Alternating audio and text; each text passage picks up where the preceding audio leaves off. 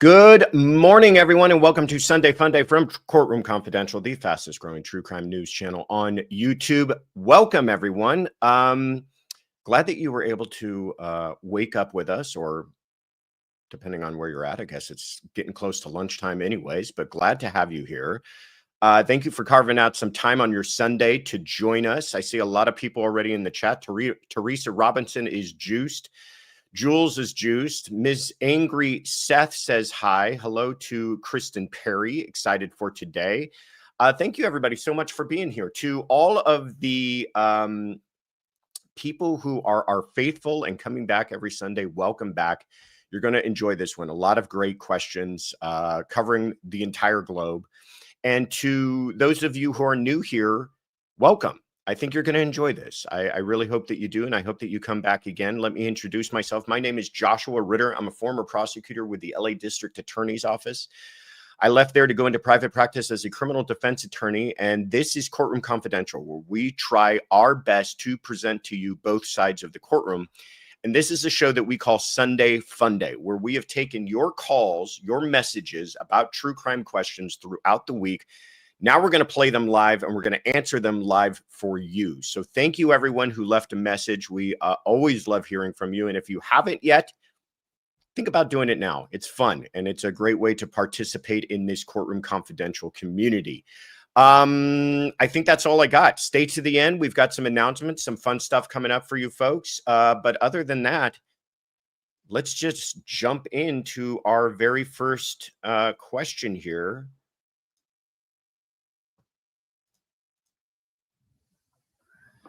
Hi, Josh. Hi, mods. Hi, chat. It's Little Miss Red Velvet here from Manchester. I just wanted to draw your attention to a recent knife attack on a commuter train going into London. It had to stop at Huntington. There was several stabbings in the commuter carriages. The police are saying it is not terror related, although there still are questions. 2 are critical, 10 in hospital. They don't yet know the motivation. They're saying it is a random knife attack. 2 have been arrested. News outlets are still questioning if it is terror related, but the police are saying no, it is not. I just thought I would draw your attention to something that has happened here in the UK that might be of interest to yourself and the chat. Thank you. Bye. Little Miss Red Velvet. Always love hearing from you. One day I do want you to tell us the story of how you came up with that name. Red Velvet being one of my favorite cakes, by the way, just so you all know. Putting Manchester on the map. And I got to tell you, Little Miss Red Velvet, I think you missed out in your calling as a news reporter, because the way that you laid that all out for us was perfect. But you're right. Yes, I have been following this story. We actually did one of our true crime minutes on this. We on our podcast. So we do our YouTube channel, and then we also just have our audio only podcast, which has our weekly roundup on it. But then throughout the week, we have a special audio only segment called the True Crime Minute, where we give you kind of hot news flashes about true crime cases that are a little off the radar, a little strange sometimes from around the world. And this is one of them that we talked about. This horrible attack out of the UK. And you're right. This was on November 1st on a train going from, I'm going to pronounce this poorly, from Doncaster to London's King Cross. And it's the actual stabbing, the incident took place in Huntington, England. 10 people were stabbed. No fatalities, thank God. A couple of people, I understand, are still in the hospital under, critical condition. And the way that some of these reports are coming out from people describing what took place inside of that train is nightmarish. One report I read was so chilling because the person thought, given the date, that it might have been some sort of Halloween related prank. People didn't know. They're screaming, they're running.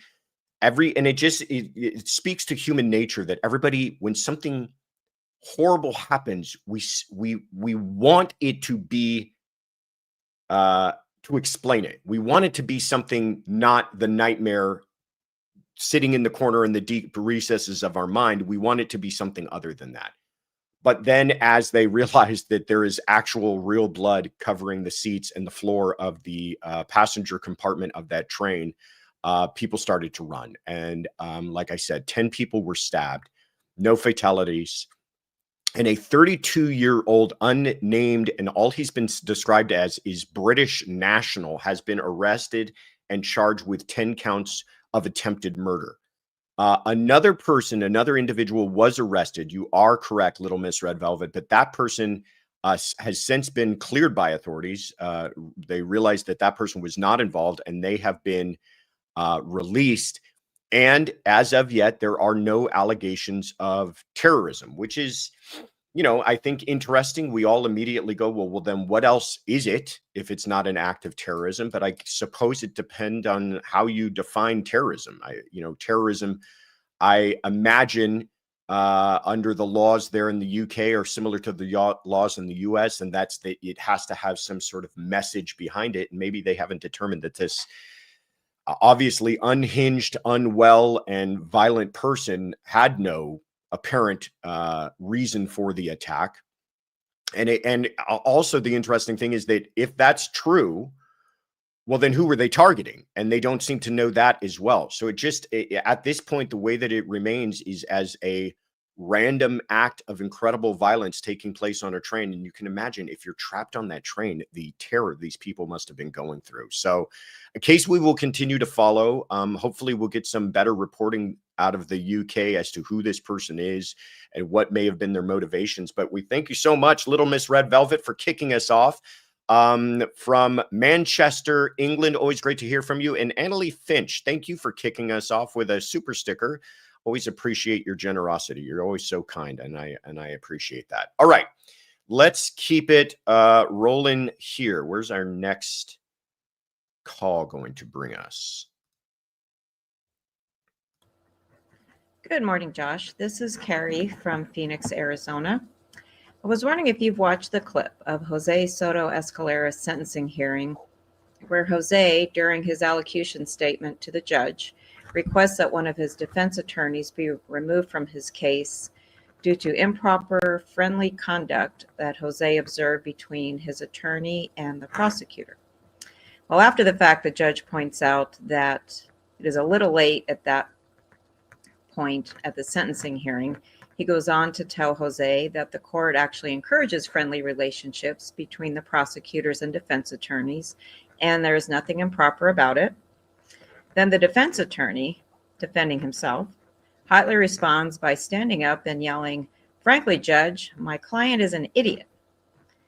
The whole exchange was wild and worth checking out. Thank you and have a great day. Carrie from Phoenix, Arizona. First off, let's do the business of putting you on the map. Appreciate hearing from you, Carrie in Phoenix. Yeah, I had heard about this case, but I had not seen this exchange that took place in court, and it is wild, and you do an excellent job of explaining it, Carrie. But I thought it would be best for us to watch it. So we're going to watch a little bit of that this morning, but let me give you the background on who this Jose Soto Escalara is in case you have not followed this case. This giant piece of human excrement, I hope I don't get flagged for that. I hope we don't get shadow banned for that. Took it upon himself to murder his lover, this young lady by the name of Tanya Wise. He had been having an affair with her. He was a married man having an affair with her. She got pregnant. He, the story goes, tells her she needs to get rid of it. She says that she doesn't plan on doing that, that adding the insult to injury of the affair, she's not going to go through with terminating the pregnancy. And that doesn't sit well with Jose Soto Escalara, so he murders her. He strangles her to death and dumps her in a ditch. This took place in August of 2018 in St. Lucie County, Florida, and he was charged both with her murder and the murder of her unborn child, who was, my understanding, close to being a full term. So horrible, horrible case. And they sought the death penalty against him, and they, in fact, did receive the death penalty. The jurors came back, not surprising if you understand how horrific what this man did was. Now, at his sentencing, at the 11th hour, and you'll hear the judge explain this, he decides he's unhappy with his lawyer, and this just is perfect. This person got no one else in the world to blame but himself and his own selfish, horrific, monstrous actions. Decides that it's really his attorney's fault that he finds himself in this predicament where the state of Florida is going to put him to death, and hopefully sooner rather than later. So without me describing it further and stepping off of my soapbox for a second, let me just go ahead and here we go. Technical efforts by Ritter. Look at that. Can you see that good? Is that big enough? Should I make it bigger for you? Nah, let's not tempt fate. I think I've done enough. Here is him raising his hand, asking to speak with the judge. And I will warn you guys, the audio in this courtroom is not the greatest. I would like to address. Okay, he may make a statement either under oath or not under oath at his choosing, allocution or otherwise. It's allocating.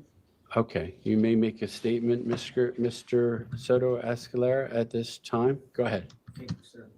What I'm bringing to the court is to address is I have a conflict of interest. Mr. Thomas Burns.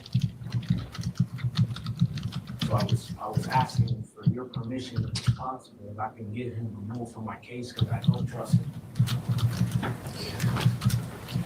Mr. Soto Escalara, trying to think of how to say this in a way that's most understandable. I think there's an expression, we're at the 11th hour.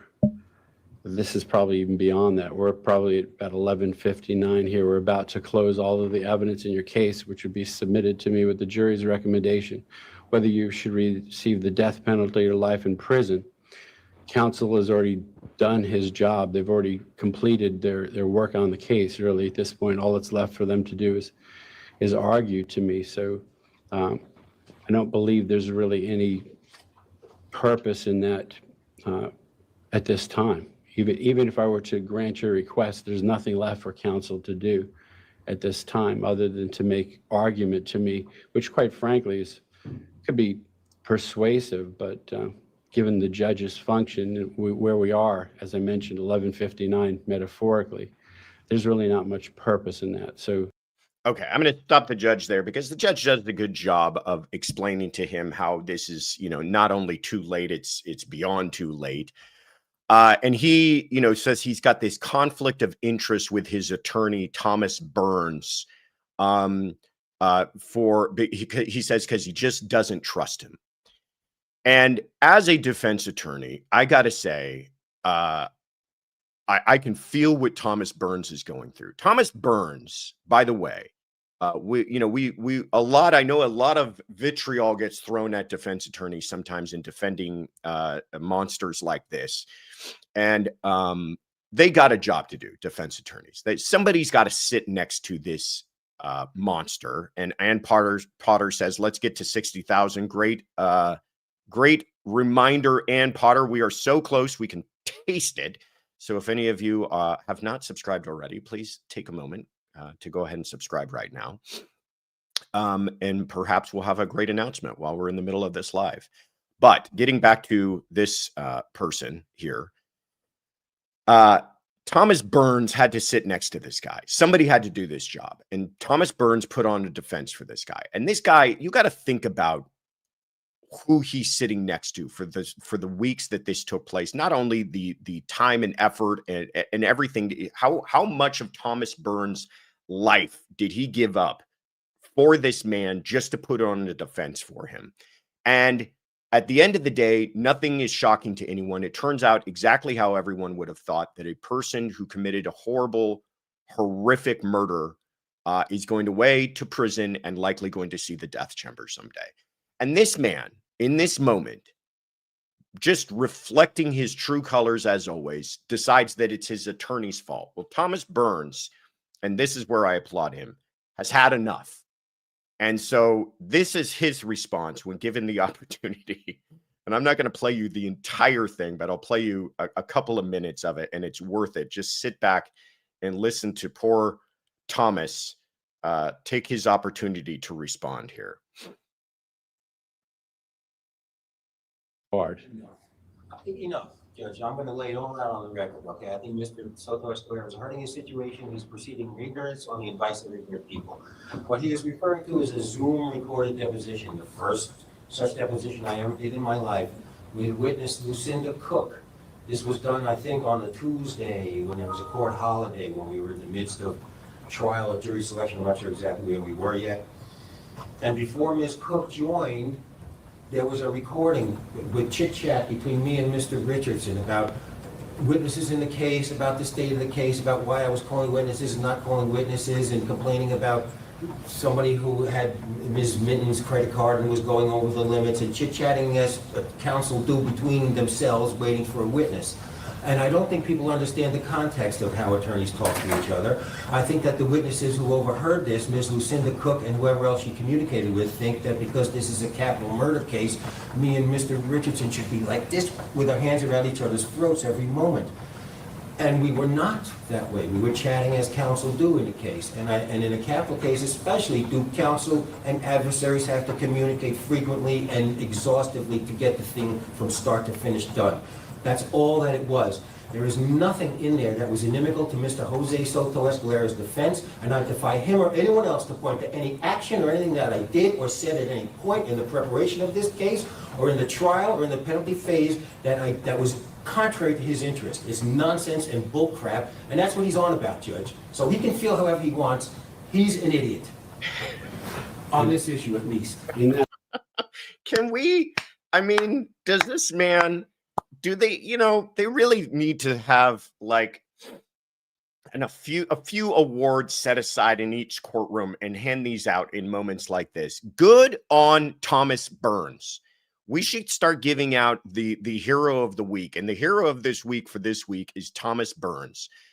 And by the way, nothing he said, if anybody's worried, is going to cause any appeal issue in this whole thing. Are they going to argue it? Sure. But did Thomas Burns say anything inappropriate? Absolutely not. And good for him.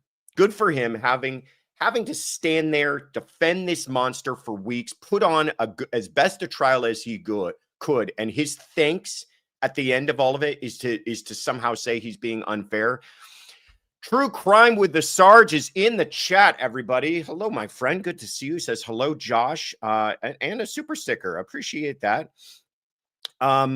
And Gina Gilmore, thank you so much for gifting the memberships. Appreciate you. Always appreciate that generosity. Nashay's a extraordinary machine has been a member for 5 months. Says thanks CC crew for all the good wishes as I have been recovering from surgery this week. You all are awesome. Well, I hope you're feeling better and you're back on the mend. And K9 Catherine has been a member for 15 months. Aloha, Josh, Tiff, Mods, and CC crew. Happy Sunday Fun Day. Well, right back at you. And then thank you to Wendi Joan for the coffees. Appreciate you, Wendi. Gina Gilmore. Can I get to the rest of this thing here? Gina Gilmore, you're fantastic. Appreciate. She said he laid out his plan to a coworker while he was driving a garbage truck, and it was all caught on the truck's audio recording. Yeah, this guy's guilty. Like, I mean, there's where kind of the disconnect takes place a lot of times is defense attorneys are not miracle workers. They're doing their best job. He protected this man's rights. This man was guilty. I mean, listen, the way it should be working, if the system is working correctly, is that most people put on trial are going to get convicted because, God forbid, what are they, if we had a 50% conviction rate, wouldn't that indicate that there's a problem with who they're arresting? But they're arresting people that they have evidence against, and they go into court and they put on the trial. And this guy got his trial, and he should, at the very least, have found some modicum of decency inside of himself and just have kept his mouth shut at the very end. But no, he's got to throw his attorney under the bus. So now his attorney stands up in court, calls him an idiot, and he gets an applause out of me and the Hero of the Week award from Courtroom Confidential. So no appealable issue here, in my view. And understandably so for Thomas Burns. A lot of other attorneys would have sat down, would have just taken it, would have explained to the judge exactly what went on. The judge also, if you hear the judge's response to this, doesn't have a problem with it. Absolutely knows what Thomas Burns has been going through. But it illustrates another point that I thought was interesting, is this idea of, should attorneys in court be at each other's throats at all times, always? And absolutely not. I make a habit of trying to be as polite and cordial and gentlemanly and cooperative with opposing counsel as much as I can. The second that bell rings and we're in front of a jury and we're arguing and we're examining witnesses, well, then sure, the gloves come off. But when we're just casually speaking with each other, what's wrong with a little civility? What's wrong with a little politeness? What's wrong with a little friendliness? Because, by the way, probably going to help you out. But this moron wants his attorney to be frothing at the mouth at all points, and when he's not doing that, he feels that somehow he must be playing games, and he's setting him up. He got set up by his own attorney, and that's, I guarantee you, this absolute idiot is in jail right now telling everybody that he got set up by his attorney. So I'm going to take a deep breath. I'm going to go ahead and like this episode if I haven't already. I'm going to subscribe if I haven't already. And I'm going to say thank you to Carrie so much for bringing that to my attention, because that made my day. Thank you, Carrie, from Phoenix, Arizona. All right, let's keep it moving here. Now I got to do things. Hold on.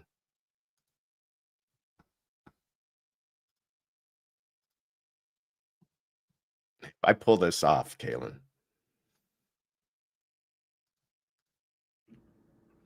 Hi, happy Sunday Fun Day. This is Sonia from Chicago. So my question is about Bryan Kohberger or whatever, BK. Well, anyway, so I've been watching Anjanette Levy a little bit on that. One thing that she says is that his currency is the facts that he's keeping to himself. Where's the knife? What's the motive? All of that stuff.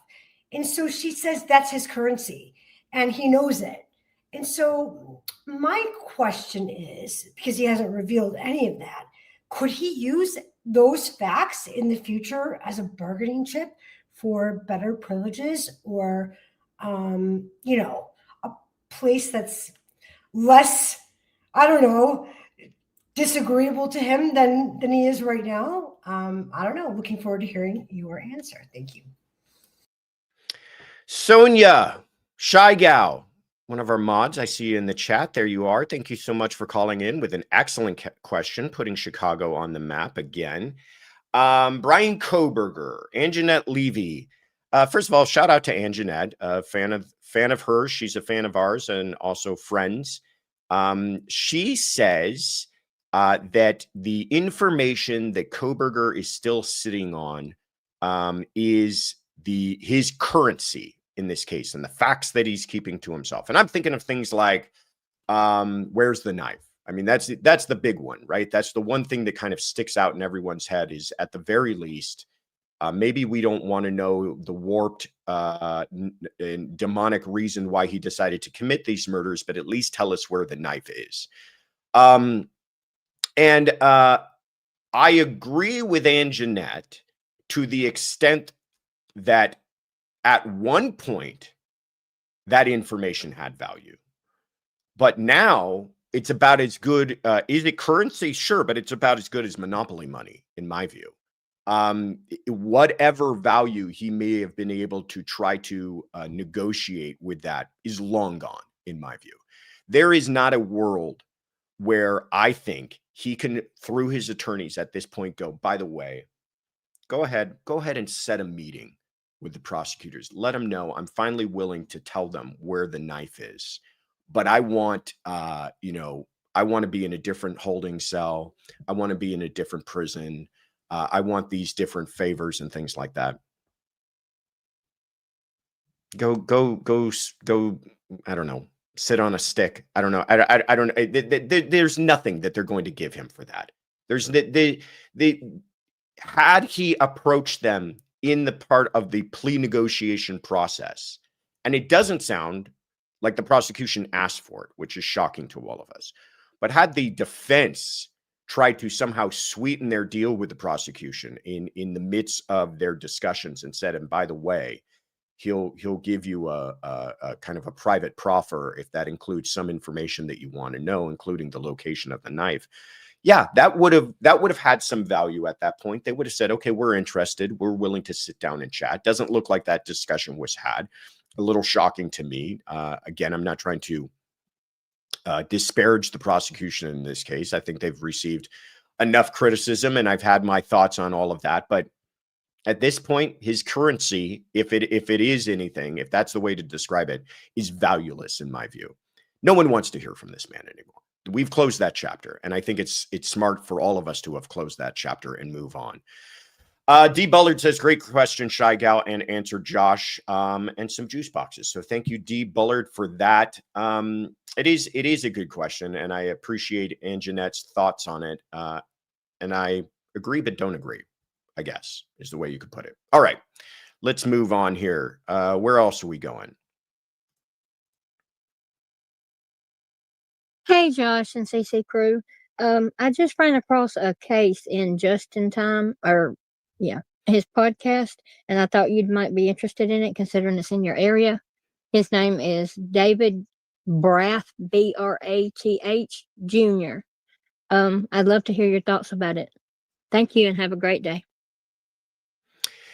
Kelly, so great to hear from you, Kelly, my friend. My only request is that you just let us know where you were from, because it was a great question, but I don't know where to put you on the map. So if you're in the chat, let us know. If you next time you call in, please let us know. And I believe the case, I looked up the case that you had mentioned, David Braff, TH, couldn't find anything, but I did find a David Braff Jr. out of Southern California. And so I'm hoping that's the case that you're talking about. If not, here's a little story about David Braff Jr.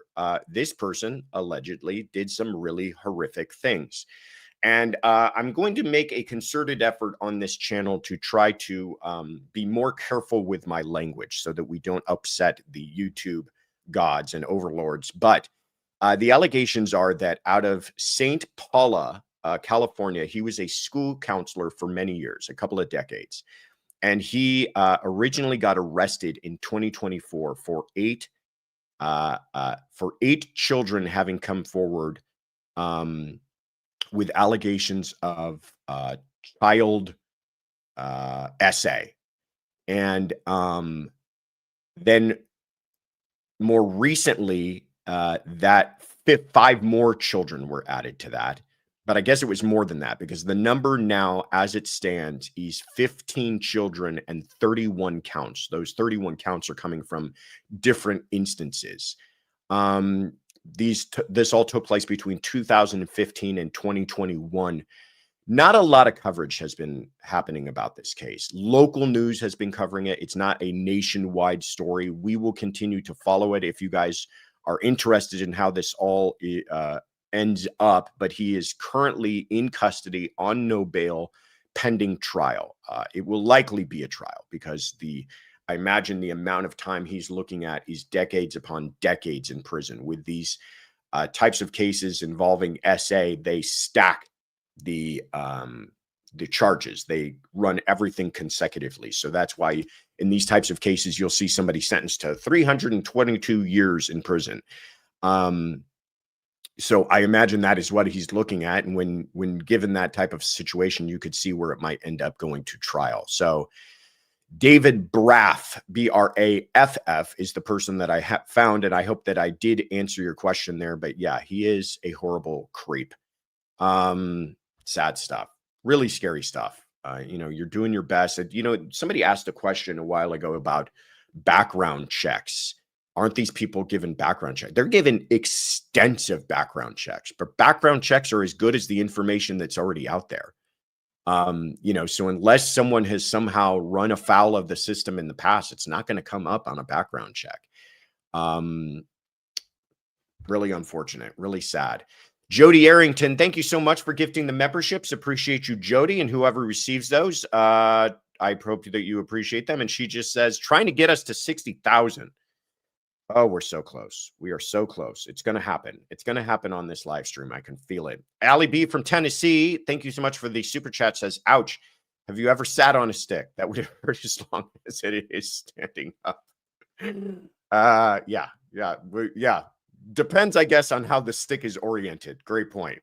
All right, let's keep it moving along here before I say something to get myself in trouble. Hello, Joshua and Mods and CC Crow. It's Nishay.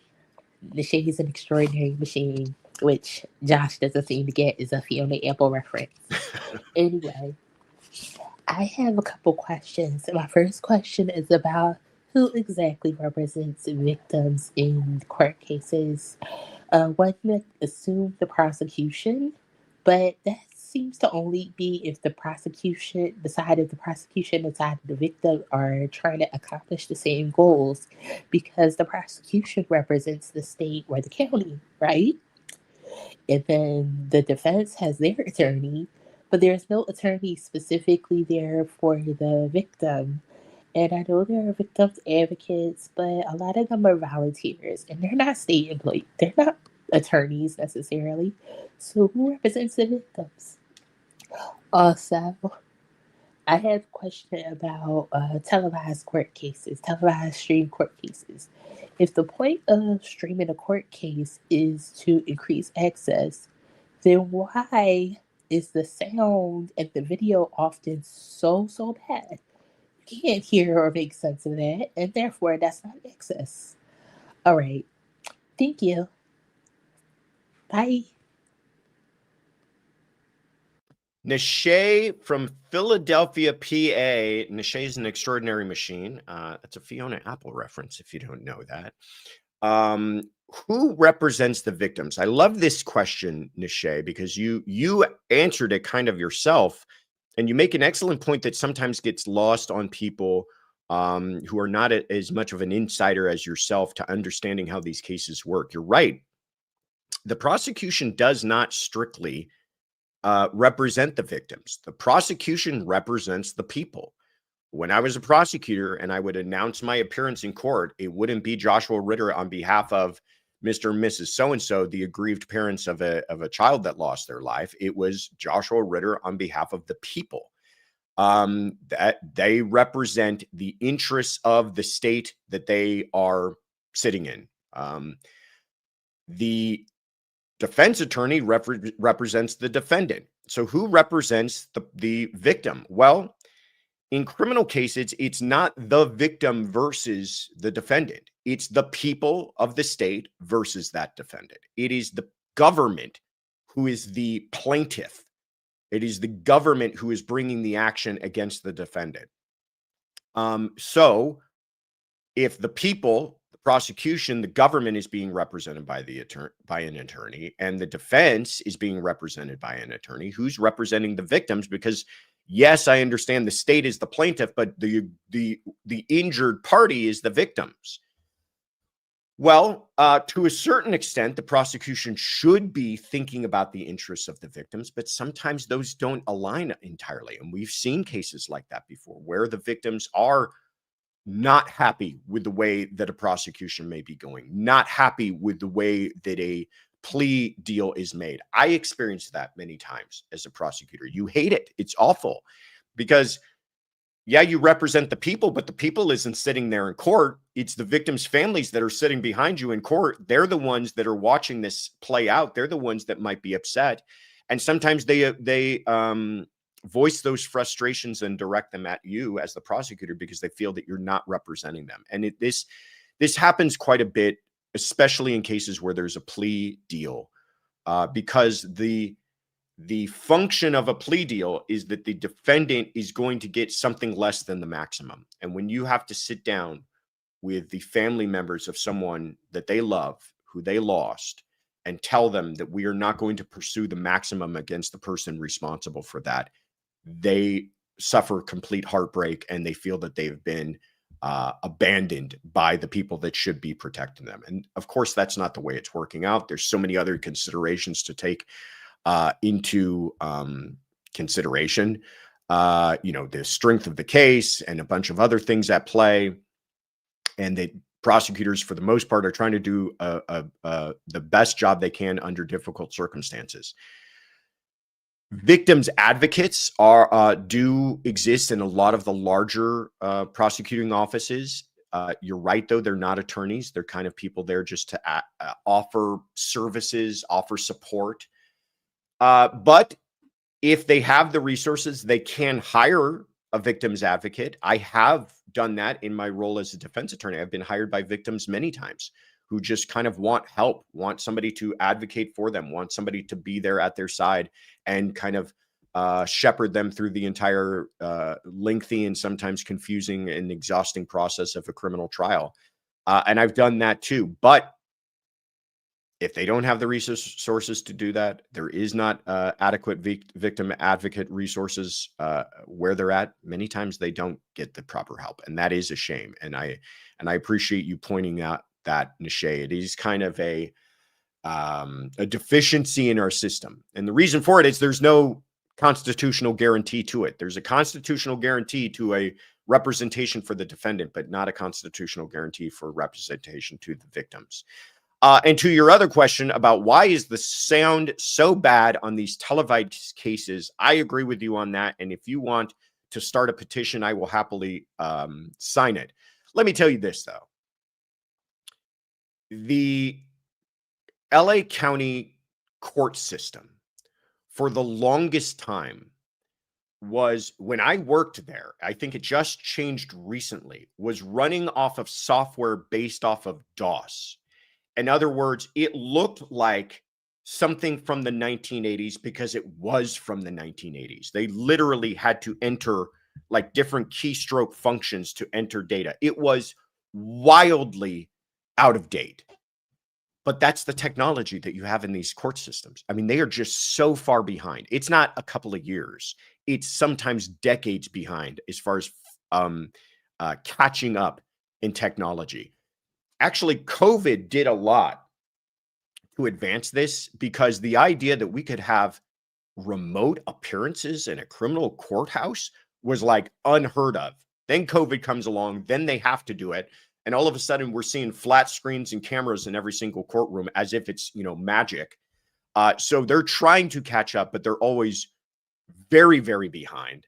And I think that goes to the, when you say, let's put some cameras in a courtroom, what is DOS says, Caitlin? When they put some cameras in a courtroom, ask Tia M. She'll tell you what DOS is. I don't even know how to explain what DOS is. DOS is like the, I don't even know, like the elementary building blocks of the most, basics sort of computer programming. Kaylin, the answer is, when I first got a computer, that's what it had. That's how old I am. Disk operating system. There you go. What was the movie I asked Kaylin if she had seen the other day? And she had. I'm going to remember it, and I'm going to embarrass her, even though she's not on camera. It's like 2 tin cans and a piece of string. Right. And that's what the criminal justice system was working off of in California for the longest time, in LA County, the largest county in the country. And that's what they were using, is two tin cans and a string to communicate with each other. Anyhow, so now they're going, oh, we're going to put cameras in courtroom. Well, nobody's thinking about lighting. Nobody's thinking about camera angles. Nobody's thinking about sound. That's why when we have a case that has all of that properly done, it's like so refreshing to us. I'll never forget, I think a perfect example of that is, I think one of the reasons that the Karen Reed case out of Massachusetts had so much attention is that the cameras in the courtroom were so good that we did have, different camera angles, good lighting, good sound. This is all relatively speaking, of course. And then you look like at a trial of Chad Daybell out of Idaho, which was a hugely important trial. And it was set up, I could do a better job with a laptop. My 4-year-old could do a better job. 5-year-old now, by the way, happy birthday, could do a better job with a laptop. And so nobody was able to watch it as much, and it didn't enjoy the same amount of transparency. I feel like I went on a very long-winded diatribe on that, but Nishay, you asked a great question that I care a lot about. So thank you, Nishay, who's an extraordinary machine from Philadelphia, Pennsylvania. Canine Catherine gifting 5 Courtroom Confidential memberships. Appreciate you, Catherine. And Laura Bawaldi for gifting a membership. You are also greatly appreciated. You guys have been so generous this morning, and I'm so thankful for you all. All right, let's keep it going here.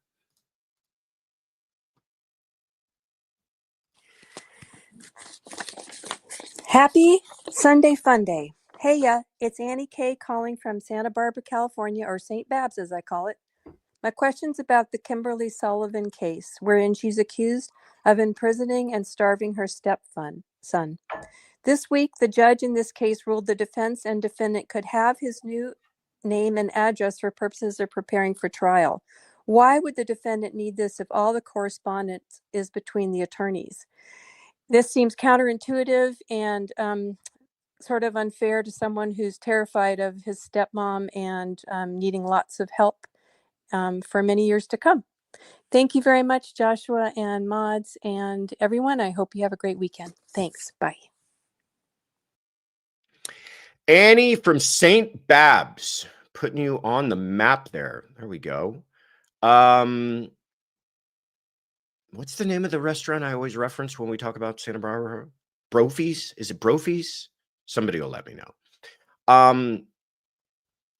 Kimberly Sullivan. Yeah, let's talk about this one. This one actually surprised me a little bit. I did not think the judge was going to make this ruling. So this is the woman out of Connecticut who's accused of holding her stepson hostage for a couple of decades, to the point that when he was 32 years old, finally set a fire to the house in the hopes of being rescued. Set a fire, and I fully believe that he thought to himself that day, I'm either going to die in this thing or I'm going to get rescued, and this nightmare I've been living with for the last 20 years will be over. There's the house. We have some pictures of the interior of it. It was an absolute, house of horrors. She was depriving him of any contact with the outside world, stopped his education at the age of 11, and he was slowly withering away. He was going to die. He was 68 pounds. I think he was 5'10", they said, and 68 pounds, 32-year-old man, 68 pounds. That is to the point of, organ failure. I mean, he was close to death. So he lights the place on fire. First responders come out, rescue him.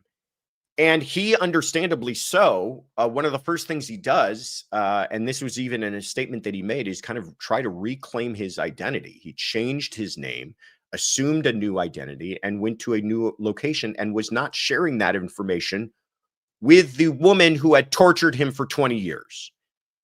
The defense, and I don't blame the defense for this, the defense made the arguments that we need that information. There's one of the cornerstones of American jurisprudence is you don't get accused by anonymous people. If you're going to accuse somebody of a crime, you're going to have to lay it all out there. And that includes medical documents, which I fully feel that they were entitled to. But the defense says that also includes the name that he's going under now and the address at which he's located. And that's where I stopped short. And I said, well, I don't know what you need that information for to put on a defense. If you want access, and I've dealt with cases like this, you see this a lot in gang cases. You have a victim who's willing to come forward and testify against gang members. You want to protect them as much as possible. Domestic violence cases. You don't want that abuser knowing where your victim, who has finally had the courage to come forward, where they're now staying so that they can't be attacked and further victimized. So you make that the law says that you have to at least make them available. So if her attorneys want to interview him, they can make him available. He can refuse to be interviewed, but they can make him available. But knowing his new name and address, it doesn't follow to me. I'm not understanding that. The judge saw it differently. And the judge said, I'm going to order you to turn all that information over. So they're getting the medical records, they're getting the address, they're getting the new name. And there's all sorts of protective orders in place, all sorts of,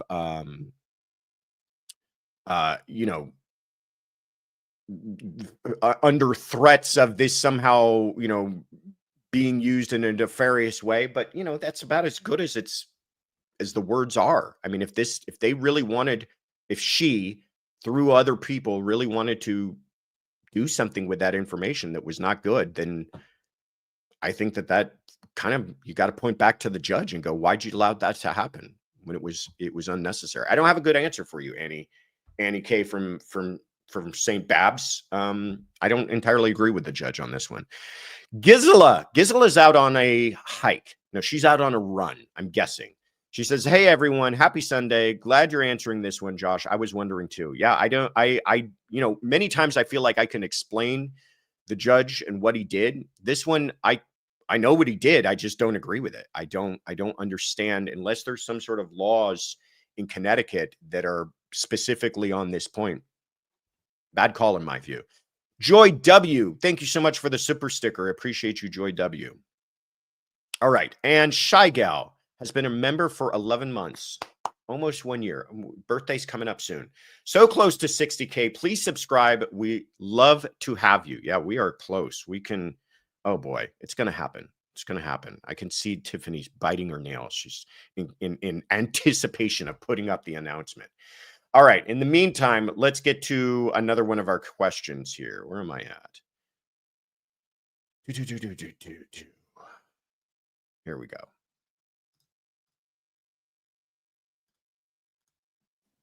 Hi, Josh and crew. This is Curious Kim from Inwood, West Virginia. And my question is brought to light because of the Melodee Buzzard case. This is about a different case with Catherine Hoggle, whose kids went missing in 2014.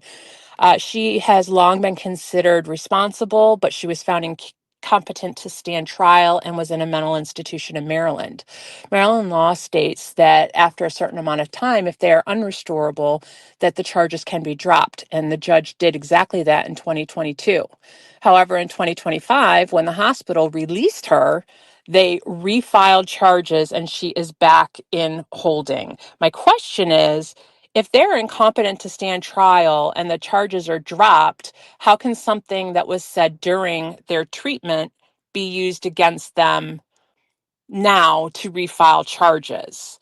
Hopefully, maybe this is a great question to bring back Dr. Patrice Berry. You were saying on Sunday last week that you were looking for an excuse to call her back, but how would that happen? It's highly assumed that she faked is a bad word, but that she was not really incompetent, but she knew the rules that if she could make it last for a certain amount of time, that the charges would be dropped.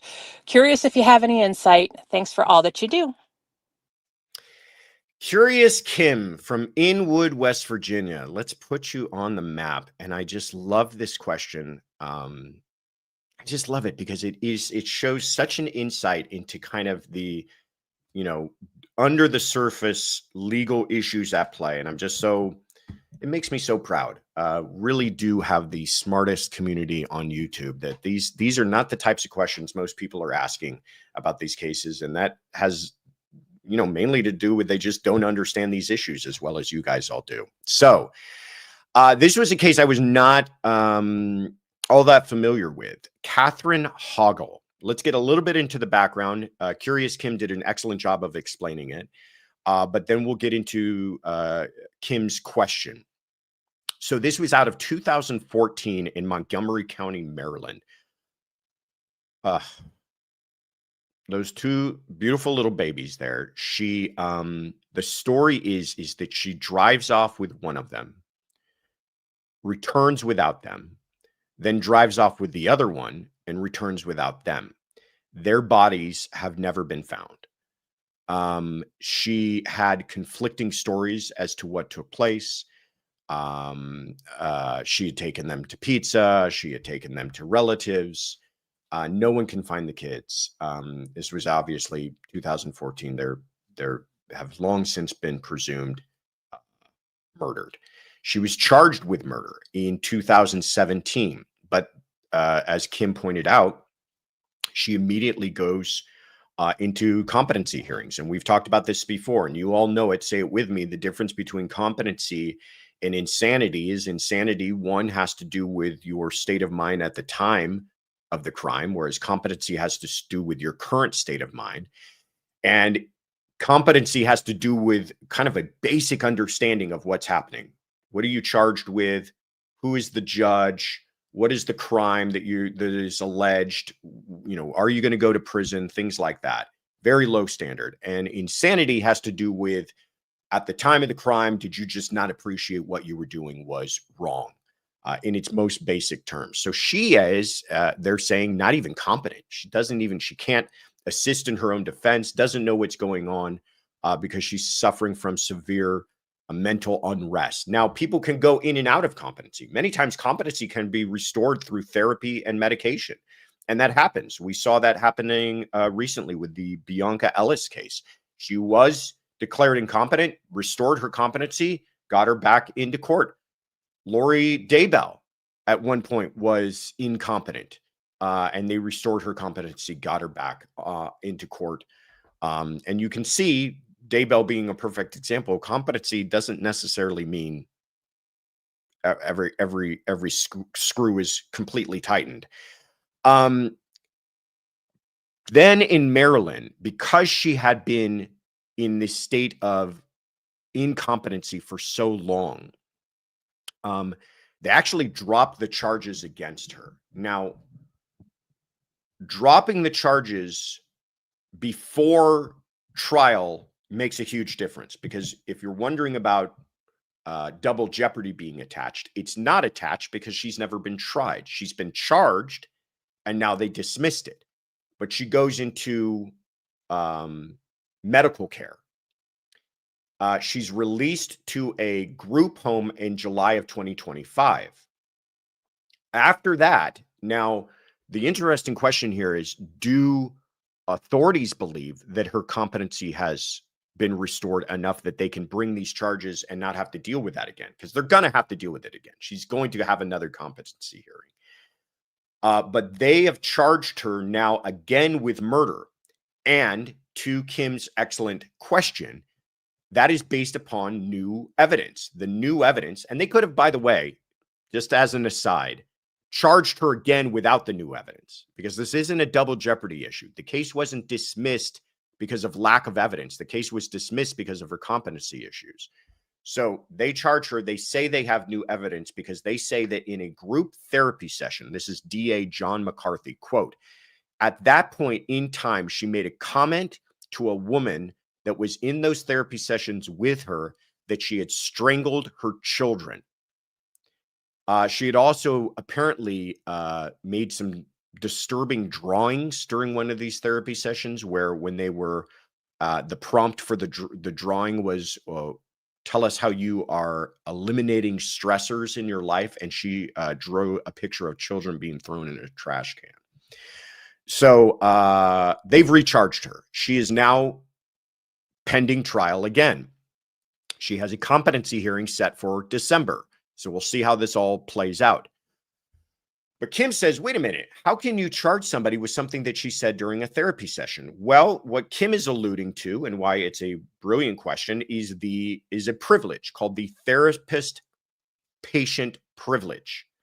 That protects against things like attorney-client privilege, the marital privilege, doctor-patient privilege. All of these privileges protect communications between certain people, because we want to encourage those communications. But the word I'm leaving out in all of this explanation is confidential communications. It's the confidential communications between a husband and wife that are protected. the confidential communications between an attorney and client and between a doctor and patient. If you're having these conversations with your attorney and there's other people in the room, you don't have a privilege. When I represent people and they come into my office and I want to have a confidential conversation with them, I'll ask people to step out of the room. Loved ones, family members, I don't even care if that's the person writing the check. They're going to have to step out for a moment so that we can preserve that attorney-client privilege. Same goes with the doctor. You're having a conversation with your doctor and you want it to be under that privilege, you better ask other people to step out of the room. Well, as you can tell, when she's making a comment to a woman in that therapy session who's neither her doctor, therapist, nor is it considered confidential, there's no privilege there. That is just squarely a party admission made by a defendant. So they're going to have no problem getting that in, but that's still an excellent question. Curious Kim. And you're right. Dr. Berry would have been excellent to weigh in on this. I actually spoke with her yesterday, so we wanted to give her a little bit of a break, but she's up on the channel, or I am on an episode on her channel, Dr. Patrice Berry, Therapist Reacts. I know I'm getting it wrong. Shoot.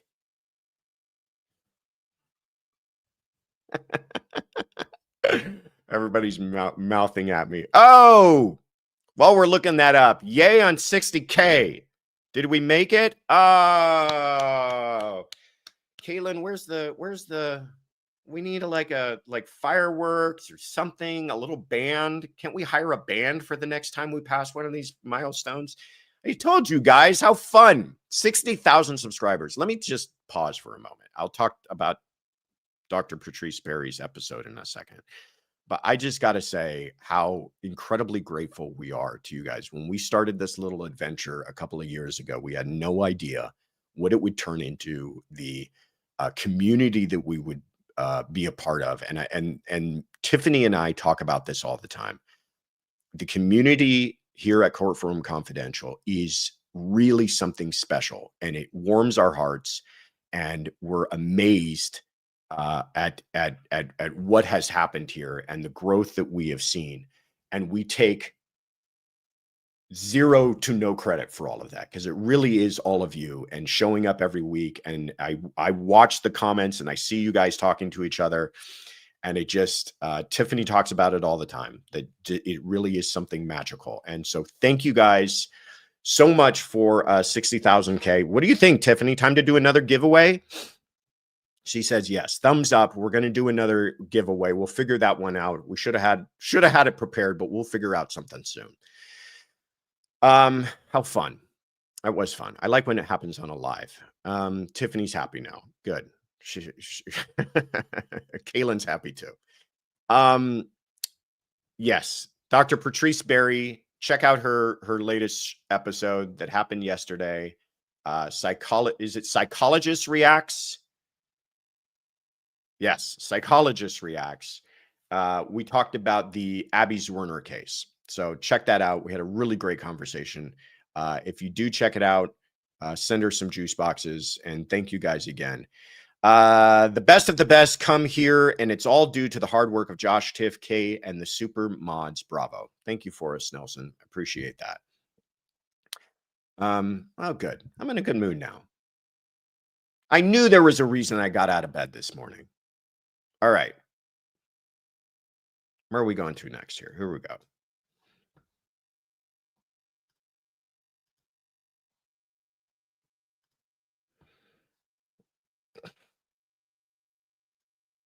There we go.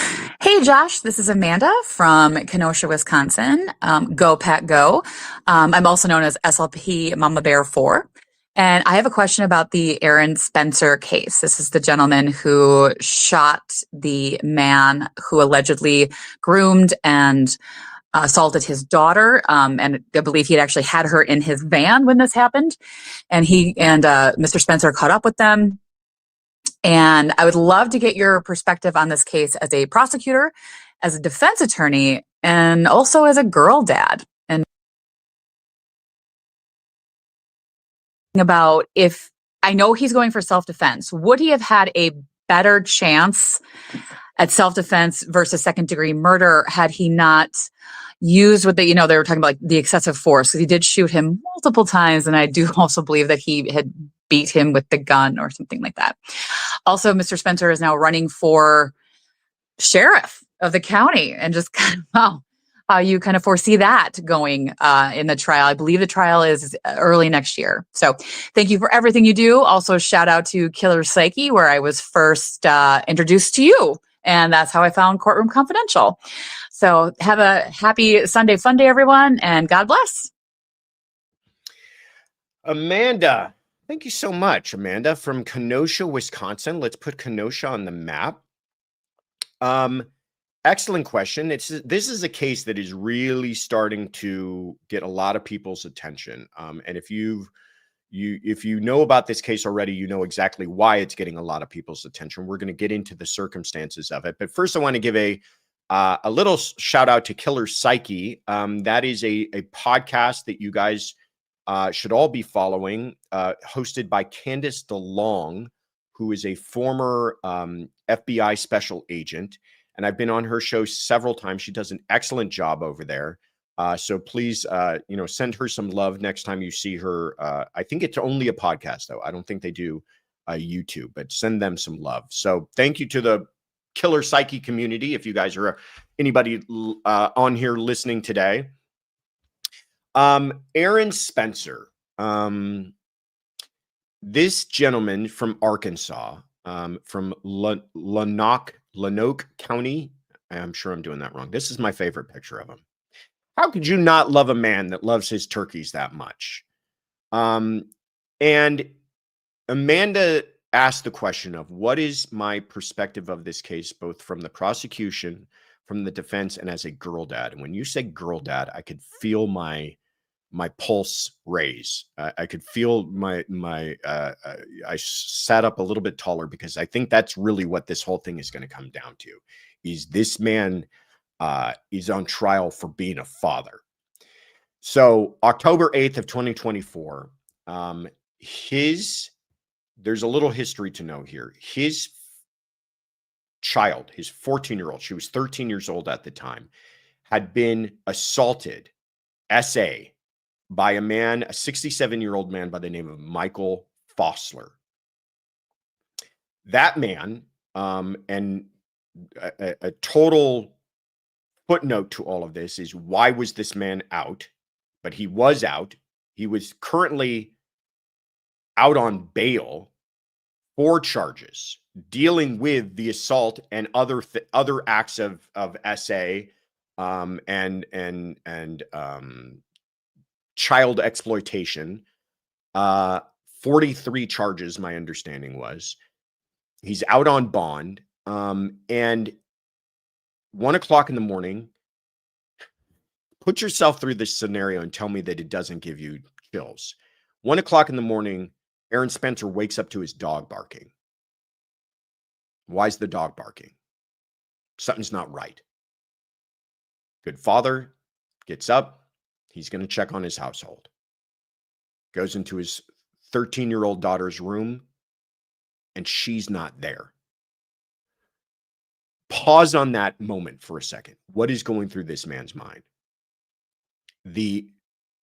I cannot even tell you the terror I would feel in that moment.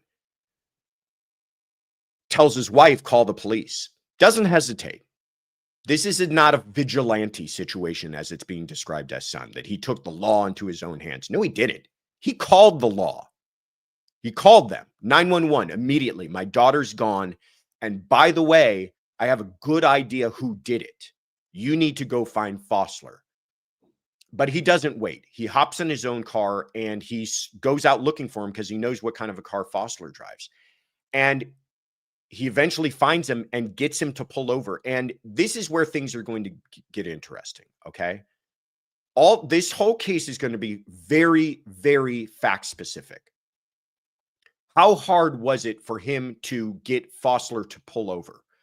I've heard reports, and we haven't heard testimony, so that's where the rubber hits the road, but I've heard reports that he had to physically, like, nearly run his car over to get him to pull over. That is an important fact, if true.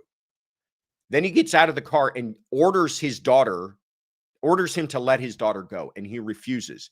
If that's true, very important fact. Other reports are that Fossler tries to grab his daughter from preventing her out. Very important fact. Other reports are that he may have seen something in Fossler's hand and that Fossler yells some expletives at him and lunges at him.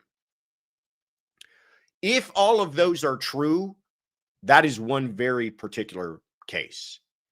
If some of those things prove not to be true, and some of the other reports, and Amanda points this out, proves to be true, pistol whipping, multiple gunshots, where Fossler was located when the shots took place, all of those, like I said, are incredibly fact specific, because when we're talking about any type of self-defense, it always comes down to the concept of reasonableness. Did Spencer perceive the threat to his daughter's life to be a reasonable threat to her life?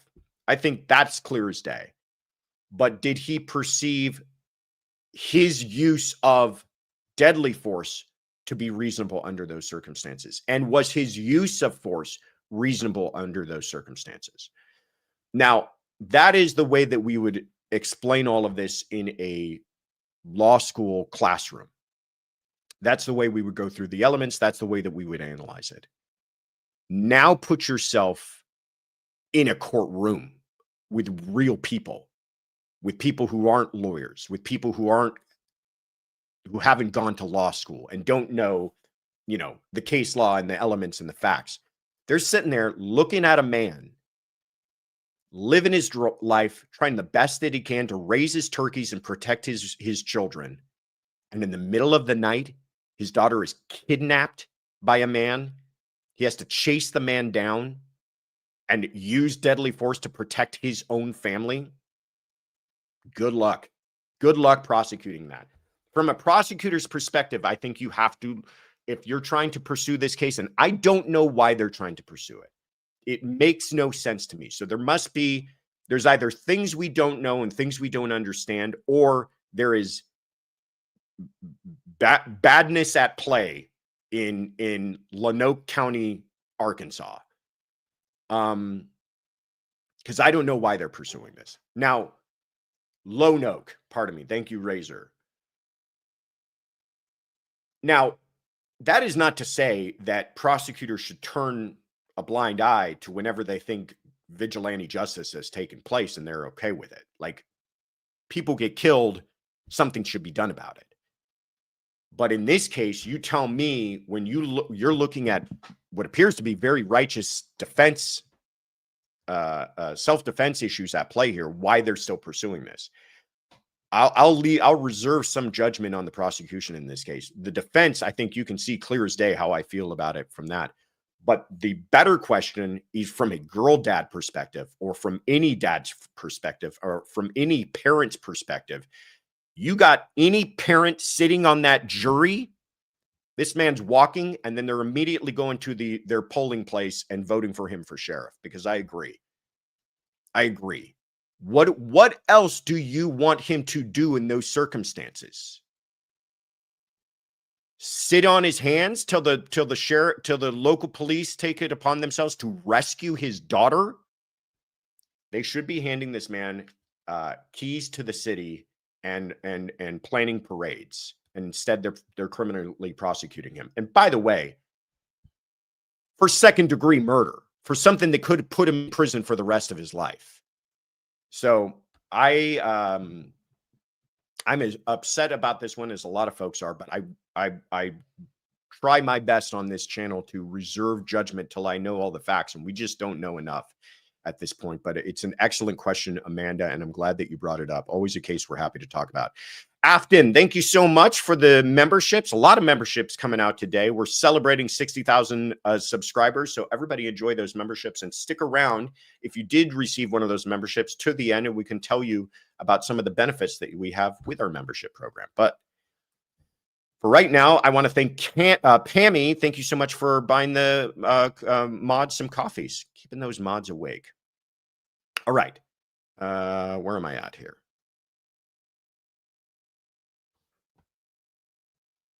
Hold on.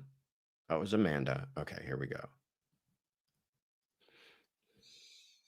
Hi, Josh, Granny Detective from Calgary, Alberta. And I just want to say hello to everyone and happy Sunday Fun Day. My question is related to this issue with restitution. I listened to the Bryan Kohberger hearing the other day, and there was mention of perhaps his family who are quite significantly contributing to his funds. If they make money off of book deals and or movies, that money goes to them, and then they would channel that money over to him and to his account. And how would the government prove that that money is coming from these particular things that he should not be entitled to have revenue streams from? And so if that's the case, how does that get controlled? And the other thing is, why is the limit only at 20%? If he's getting 5-figure balances in his account, can't they control that? Is there not a limit set to how much money they can have in the account? And why can't that revenue stream be higher than 20%? Thanks very much, Josh. Look forward to your answer. Granny Detective from Calgary, Alberta, Canada.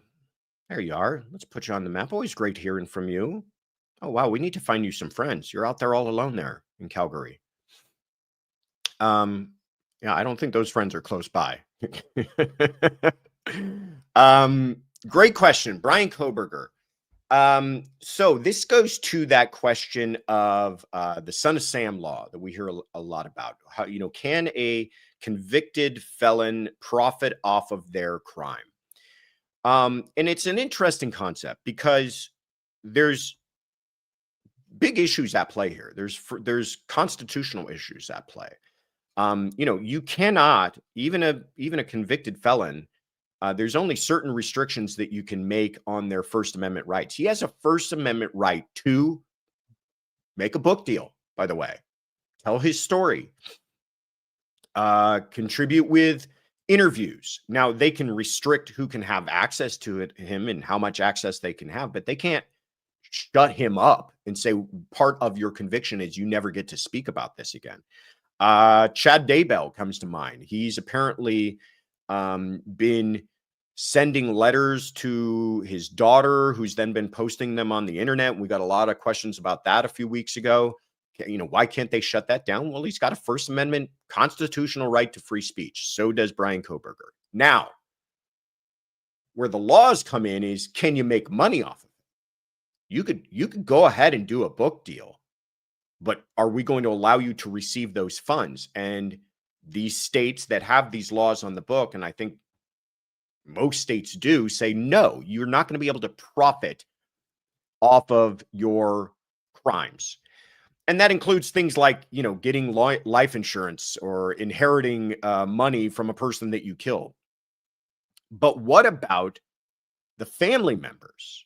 Well, the family members have constitutional rights as well. They can get into book deals. They can do interviews. They can sign off on miniseries and documentaries and everything else if they wanted to, and profit from that because the laws don't apply to them. But what can they then do with that money? Well, in the research that I've done, I don't think there's anything preventing them from taking that money. If Kohberger's family members wanted to do a book deal, a tell-all, and get money and take that money and put it on his books, I believe they could do that. And I can see you all saying, well, that doesn't seem fair. Well, it doesn't seem fair, but it's also about as far as the laws can take it in certain situations. Now, if it was found that this was just some sort of straw man operation and he's actually the one doing the tell-all and therefore indirectly profiting from it, I'm sure they could stop it. The other thing to think about too is that there's there's only so many Cheetos and top ramen that you can buy out of the commissary. Okay. So, you know, he's got tens of thousands of dollars on his books. What is he going to spend that on? He's not out buying yachts and homes and investing in the stock market. It's to be used on, you know, like I said, noodles and chips. You can't exactly, you know, live a great life no matter how much money you got in the commissary. And they're taking money out of whatever he has.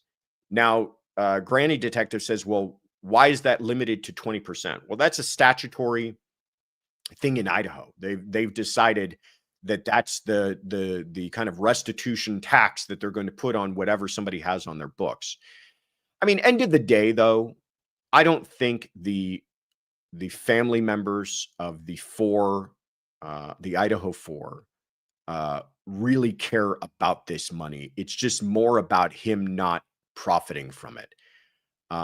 There they are. And I think, honestly, the best way is to not support any mechanism that he might profit off of it. He does an interview, he does a book deal. Don't buy the book. You know, I mean, that's probably the best way to silence this and put an end to it, is ignore him. I think these are the people we should be concentrating on. The books that come out of their lives is the books that we should be buying. And I realize, you know, that's kind of like putting your trying to stop a flood of curiosity, you know, standing in front of a flood of curiosity, that there are going to be many people who just can't help themselves. And I'm not going to say I'm above all being curious about whatever information comes out of this case, but end of the day, it's really not about him profiting. He's not going to profit. He's going to sit in prison for the rest of his life. It's just about the idea of people trying to exploit their deaths. And I think we can do something about that. But thank you for that question, Granny Detective from Calgary. Interesting issues at play, even with these types of things. Oh, yeah.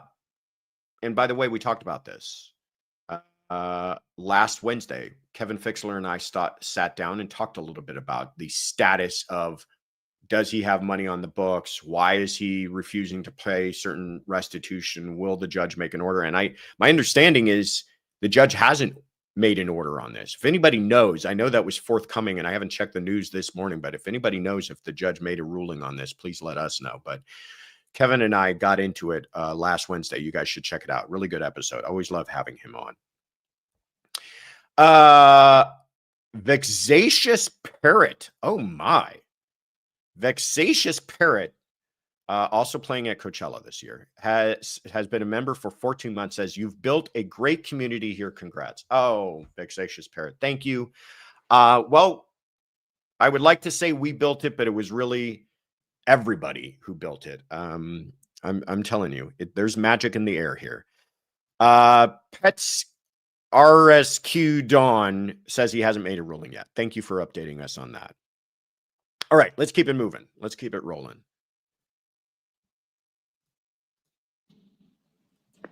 Happy Sunday Fun Day, Joshua, Tiffany, Kaylin, Mod, crew, chat, everyone.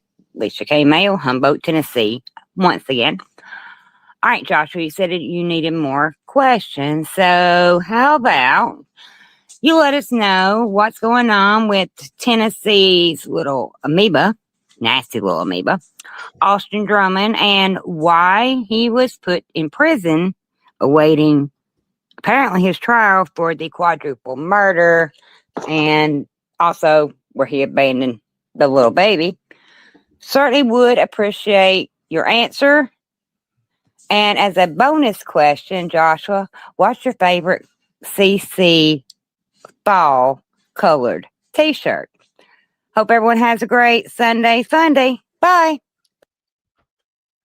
Alicia K. Mayo from Humboldt, Tennessee. When you asked about the t-shirts, I could see Tiffany's perking up. Oh, merch. Somebody asking about merch. Let's first get to Austin Drummond, and then we'll talk a little bit about that. Yeah, this amoeba, great word. I'm going to steal that word. This amoeba from Tennessee He is alleged to have slaughtered an entire family. Courtney Rose, Adriana Williams, Braden Williams, and James Matthew Wilson. Motive behind this still a little unclear. He was involved in a relationship with a relative of one of the folks that got killed. The baby was kidnapped, dropped off at a different location. It's just a horrific case. The latest on him is, yes, he has been transferred from jail. So usually the way it works, there's a difference, by the way. You guys can, if you don't know this already, share this at the next cocktail party you're having. There's a big difference between jail and prison. Everybody says, oh, I can't believe that guy's going to jail for 20 years. He's actually technically not going to jail. He's going to prison. Jail is county, prison is state. Jail is where you go if you're just serving a little bit of time for a misdemeanor or you're waiting for your trial to happen. State prison is where you get sentenced to after a conviction. So he was, like most of them, waiting for his trial, sitting in jail. And they decided to transfer him to prison pending his trial. Why? Well, because this amoeba was causing a bunch of trouble while he was in jail, and they just had enough of it. So this guy, horrible human being, murders an entire family, and then he's just a problem on top of all of that while he's in jail. The DA, Andrew Hayes, said, quote, usually pretrial detainees do not go to the Department of Corrections, but we filed that motion on behalf of the Lake County and Obion County Sheriff's Departments because of the issues with Mr. Drummond's behavior. So they were like, you want to act like a child? We're going to send you up to big boy school, state prison, where they're not going to tolerate that nonsense, so that the sheriffs running the county jails can go about doing the business they need to do. So yeah, he's just causing more trouble, but his case, I think he's got an appearance coming up. A couple of other people have been charged in connection with helping him after the fact. Really horrific case. I know Alicia K. Mayo's interested in it because it kind of takes place in her back of the woods, and we will continue to follow this one closely. But how about that merch, Tiffany? How about that new merch? There it is. New fall colors. There they are. There's the answer. There's the new fall colors that are out on the channel now. If you go to thecourtroomconfidential.com and click on the shop, you can find any one of these colors, including the one I'm wearing today. I'll go ahead and take guesses now. I really do like that color Josh is wearing, said Real Happy. Pammy says pleading purple. Very clever. Tiffany's going to tell us at the end of the show what the actual name of it is, but this one, along with all of those other fall palette, is available. Plaintiff's Purple, says Mimi D, is available for you right now on the shop. Nani Ann, thank you so much for the super chat, says, not a parent, just an aunt, and Nani, let him go. I agree. Parents, we're talking about here, Aaron Spencer, parents, people without kids, people who are aunties, people who've ever saw a child in their entire life, it's probably going to agree that man did the right thing. Allie B from Tennessee says, any long sleeve? Well, ladies, are there long sleeve things available on the shop? Yes, there are. We have sweaters and other things available that I'll get into at the end. But yes, we've got you covered for the chilly weather that's approaching. Caitlin tells me there's snow on the ground where she lives, so I'm sure she's wearing her. Are you wearing your Courtroom Confidential sweater today? Ah, she's got it on. Oh, both of you are wearing your sweaters. Do we have that to share with everybody, or are we still waiting to announce it? Next week we'll be announcing all of our new kind of Christmas wear coming out. So stay tuned, AKM and everybody else who's interested. Holiday stuff out next week. There you go. All right, get back to the questions, Ritter. Here we go. Hi, Josh. This is Lori from Bolivar, Ohio again. First, I want to thank you and your entire crew for the amazing shows you put together for us. They're fantastic. Thank you. Okay, I caught part of Katie Couric's interview of Amy Wallace. She was the collaborator on Virginia Jeffrey's memoir, Nobody's Girl. You know, the woman who sued Prince Albert and was part of the whole Epstein case. Well, they were talking about statutes of limitations for sex crimes. So I did a little research into those and found out that many states have extended the length of those limitations for child sex abuse claims, but not for adults. Like in Ohio, where I live, they allow only 1 year for an adult to report sexual battery. And as I'm sure you know, statutes of limitation vary widely from state to state. So finally, my question is this: why are there statutes of limitations at all? I mean, it's like if you can get away with a crime long enough, you can get away with it altogether. This is really bugging me a lot. And so I would appreciate your answer. And again, thanks for everything you do. Lori from Bolivar, Ohio. Let's put you on the map. There's Bolivar. Excellent question. Why are there statute of limitations at all? Let me say this, and she references the Jeffrey Epstein case, obviously horrific case that, a lot of kind of fallout coming from that, and a lot of issues that people are discussing. But why are there statute of limitations at all? And let me say this: Lori mentioned how where she's at in Ohio, that for I think she said like a SA case or a battery case, that it's 1 year. What I'm going to guess, and though I don't know exactly what you're referencing, is that there are misdemeanors of these types of crimes. There can be a misdemeanor SA.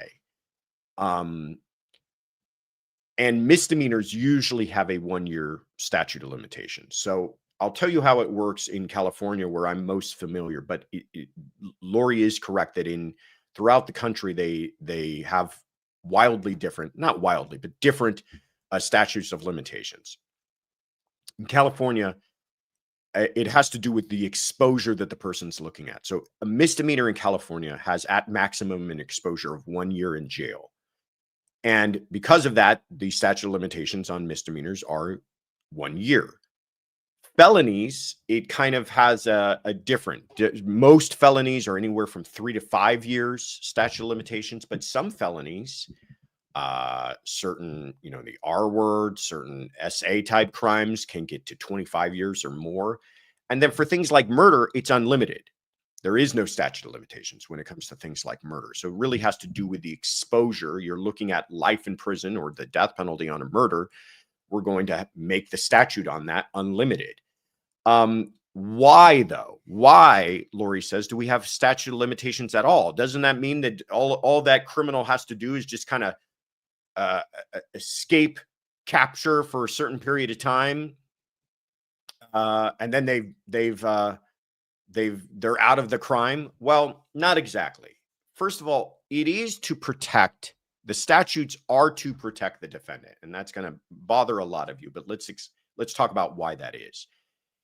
It doesn't come up in a situation where police know who committed a crime and they put out an arrest warrant for that person, and that person then takes off and is a fugitive, waiting for the statute to pass. That's not how it works, because the police and prosecutors have covered themselves by filing the warrant to begin with, by filing many times they file criminal charges based upon a warrant. In other words, there's a warrant out for your arrest because criminal charges have been filed. The filing of the charges is what addresses the statute of limitations. So really, it's a law designed to make sure that the police don't sit on their hands. What we don't want are situations where police become aware of a crime and don't do anything about it. You're aware that some felony took place and you don't do anything about it for 3 years, 5 years. You sit on it, you don't investigate it, you investigate it poorly, And then let's say 5 years down the line, you go, oh yeah, by the way, let's go ahead and arrest this person.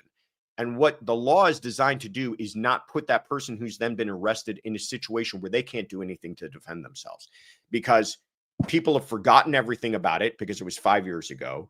All of the evidence they would have had to defend themselves doesn't exist anymore because it was 5 years ago. All of these kind of negative effects because the government decided to sit around and do nothing for a certain period of time. So that's what it's supposed to protect against.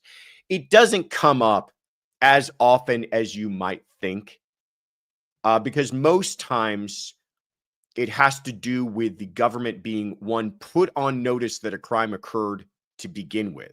And you say, well, how are they not aware that a crime occurred? Well, you're talking about like financial crimes, things like that.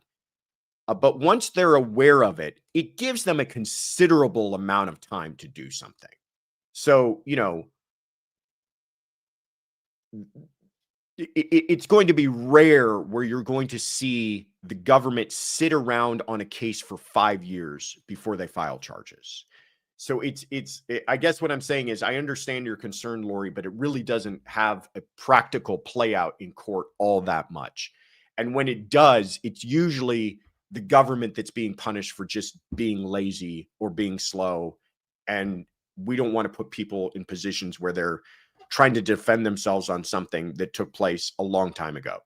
But on these more serious things, it's a very long time. I mean, 25 years.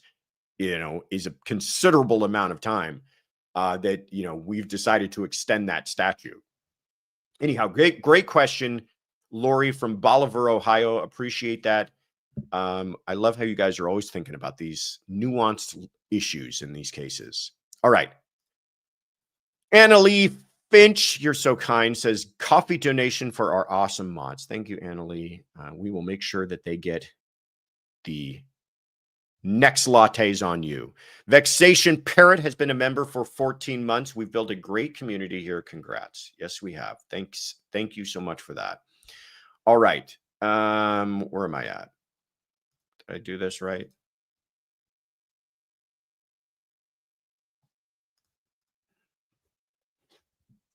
Hi, Josh and the crew. Jen M. calling from Fall River, Mass. On the Melodee Buzzard missing persons case.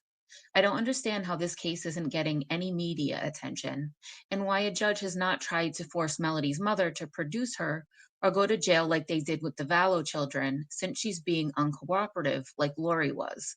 This case needs way more coverage. Thanks so much. Have a great Sunday. Bye. I agree with you. I don't think this case is getting enough coverage. Jen from Fall River, Mass. Let's put you on the map. It is getting coverage. We're certainly talking about it. I've seen other media outlets talk about it, but it's not getting the kind of coverage that you expect. You've got a missing child here, and it appears to be getting more serious by the moment.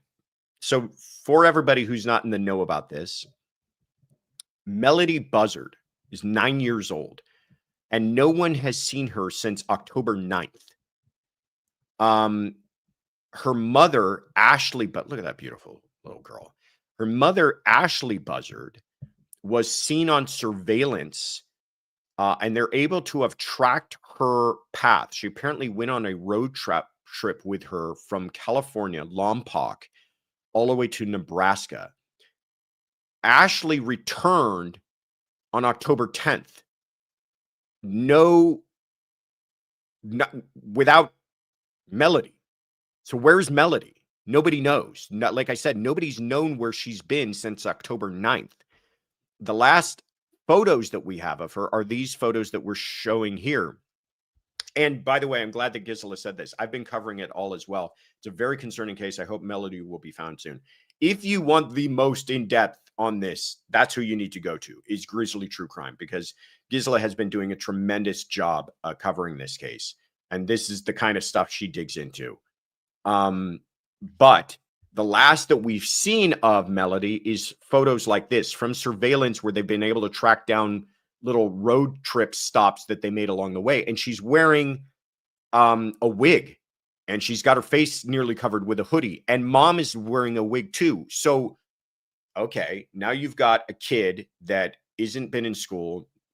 She's in no contact with the license plates being switched. That's another one too. She switches out the license plate on the car. No contact with the family members. Doesn't tell the school what's going on. School, by the way, is the ones who report her missing on October 14th because she just doesn't show up. So all of this is bad, right? All of this is incredibly suspicious. Doesn't report that she's taking her child out of school. Doesn't have any communication with any other loved ones. Puts the child in disguise. Puts the child, changes the license plates. This is a person who doesn't want to be detected. And why don't you want to be detected? Well, in everything I've described to you, though, I haven't described a crime. There is nothing illegal about taking your child on an unplanned road trip. There is nothing illegal about putting your kid in a wig. There's nothing, I mean, you could say that there's truancy laws at play by taking your kid out of school. But I think where we're all going is, well, wait a minute. Are they going to sit around and wait for the awful thing to take place before they do anything? No, they're not. First of all, police are allowed to get involved just for wellness checks. They can check on the welfare of this child. She's been reported missing. They can go check on her welfare. They have probable cause to do that. But do they have probable cause to just lock mom up? At this point, I think they are having some very serious conversations about that. But what they've done, I think, is clever, is they did arrest mom. They arrested her on November 7th for an unrelated crime. She was arrested out of Santa Barbara for an unrelated, but this will drive you nuts, false imprisonment case. She apparently had somebody unrelated, not Melodee. She had not allowed that person to leave a location. That's all that we're being told. I am going to tell you this right now. What that is law enforcement and prosecution going, find anything on this person. Find where she misfiled her taxes. Find where she's got unpaid parking tickets. Give me any probable cause to do exactly this. Put her in handcuffs. Because right now, they've got her sitting somewhere and they're going, where's Melodee? And they're having some very serious conversations with her about that. I fully believe that's what they needed, is probable cause to put her in cuffs so that they could be having these conversations. But it is now November 9th. She was arrested on November 7th, and we still don't know where Melodee is, and we still don't have any further information about this. So it is a case that we're all praying turns out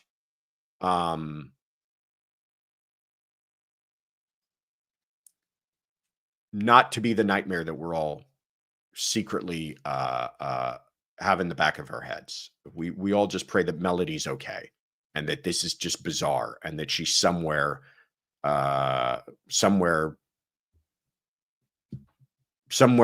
safe, but dealing with a mother who's obviously got some issues going on. But what we're all hoping is that this is not more tragic than we all believe it might be. But we will continue to follow that case, and we will encourage you to continue to follow Grizzly True Crime on that case for the best and latest updates on it. All right. You guys having fun? Isn't this great? What have we talked about? Melodee Buzzard and Austin Drummond, Catherine Hoggle, been all over the world, a bunch of different cases, a bunch of great questions. Therapist, patient privilege. Did you think you'd be talking about that this morning? Well, you are. And we passed 60,000.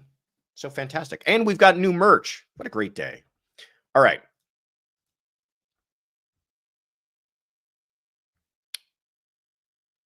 Hold on. I almost skipped one. Hi, Joshua. My name's Claire. I'm calling from Great Yarmouth in the UK. Not able to catch live all the time, but I'm trying to catch Sunday Fun Day. Really love the community, really love the channel. My question I do have, the Luigi Mangione case, they've said about possible jury nullification. Could they possibly ask just for the judge to do the trial like they did in the Lake and Riley case? So would that be a possibility? Anyway, thank you. And Have a good show. Claire from Great Yarmouth, England. Let's put you on the map. I think that's the first time that we've heard from that area of the UK. Good to see you. Good to hear from you. And a great question. Talking about Luigi Mangione, with all of the attention that this case is getting, Claire has the same concerns that I think all of us do. Is this going to become one of those cases where there is so much noise surrounding it, so much attention, that it's going to affect the jury pool, and that they're never going to find a fair jury here? I mean, you got people. I mean, think about this: the world that we live in. You've got this person like it's a joke. There's a dead man. There's a father and a husband who's dead now, and this person's just dressing up in a Luigi costume with a free Luigi sign, thinking this is all fun. How disgusting. You know, and it's not even that I begrudge people having their strong political views on certain things. Fine. You're celebrating the murder of a man. That, however, is the jury pool that they're dealing with. And will that cause problems with jury nullification in this case? Will they get a bunch of people who cannot be fair and may walk this man out the door because they have these misguided political views about this whole thing? And Claire says, well, can't they just do a bench trial like they did in the Lincoln Riley case? Well, the problem is that he's got a Sixth Amendment right to a jury trial. The Sixth Amendment guarantees that. Where you see bench trials take place is where the defendant has requested it, or at least agreed to it. This cannot be foisted upon him. He's entitled to have 12 people come in there and decide his fate. And if he doesn't want to, if he wants that, that's exactly what he'll get. And it's only when he says, I don't want that.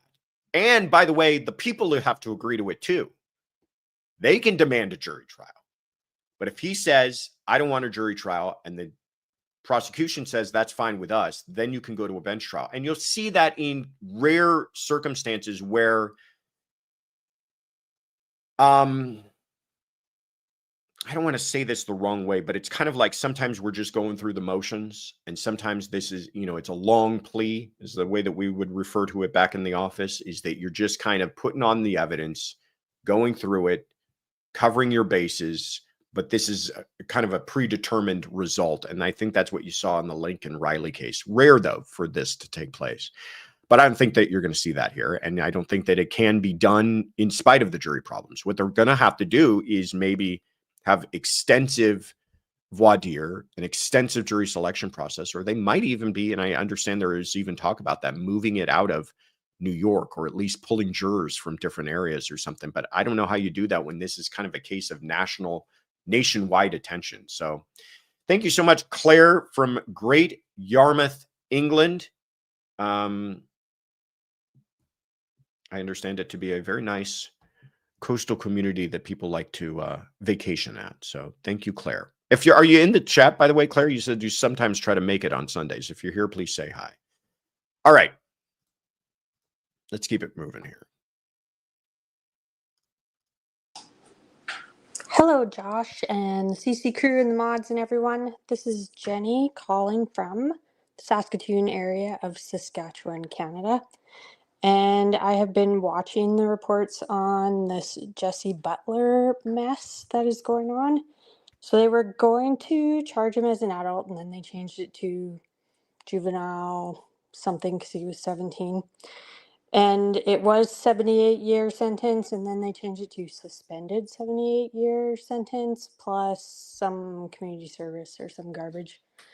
So is it that, so if he messes up before he turns 19, that 78-year sentence comes in and he goes to jail as an adult for 78 years, but once he reaches 19, then that is completely gone and they will never see it. And when he does something else, basically none of that can come in. Is that how that works?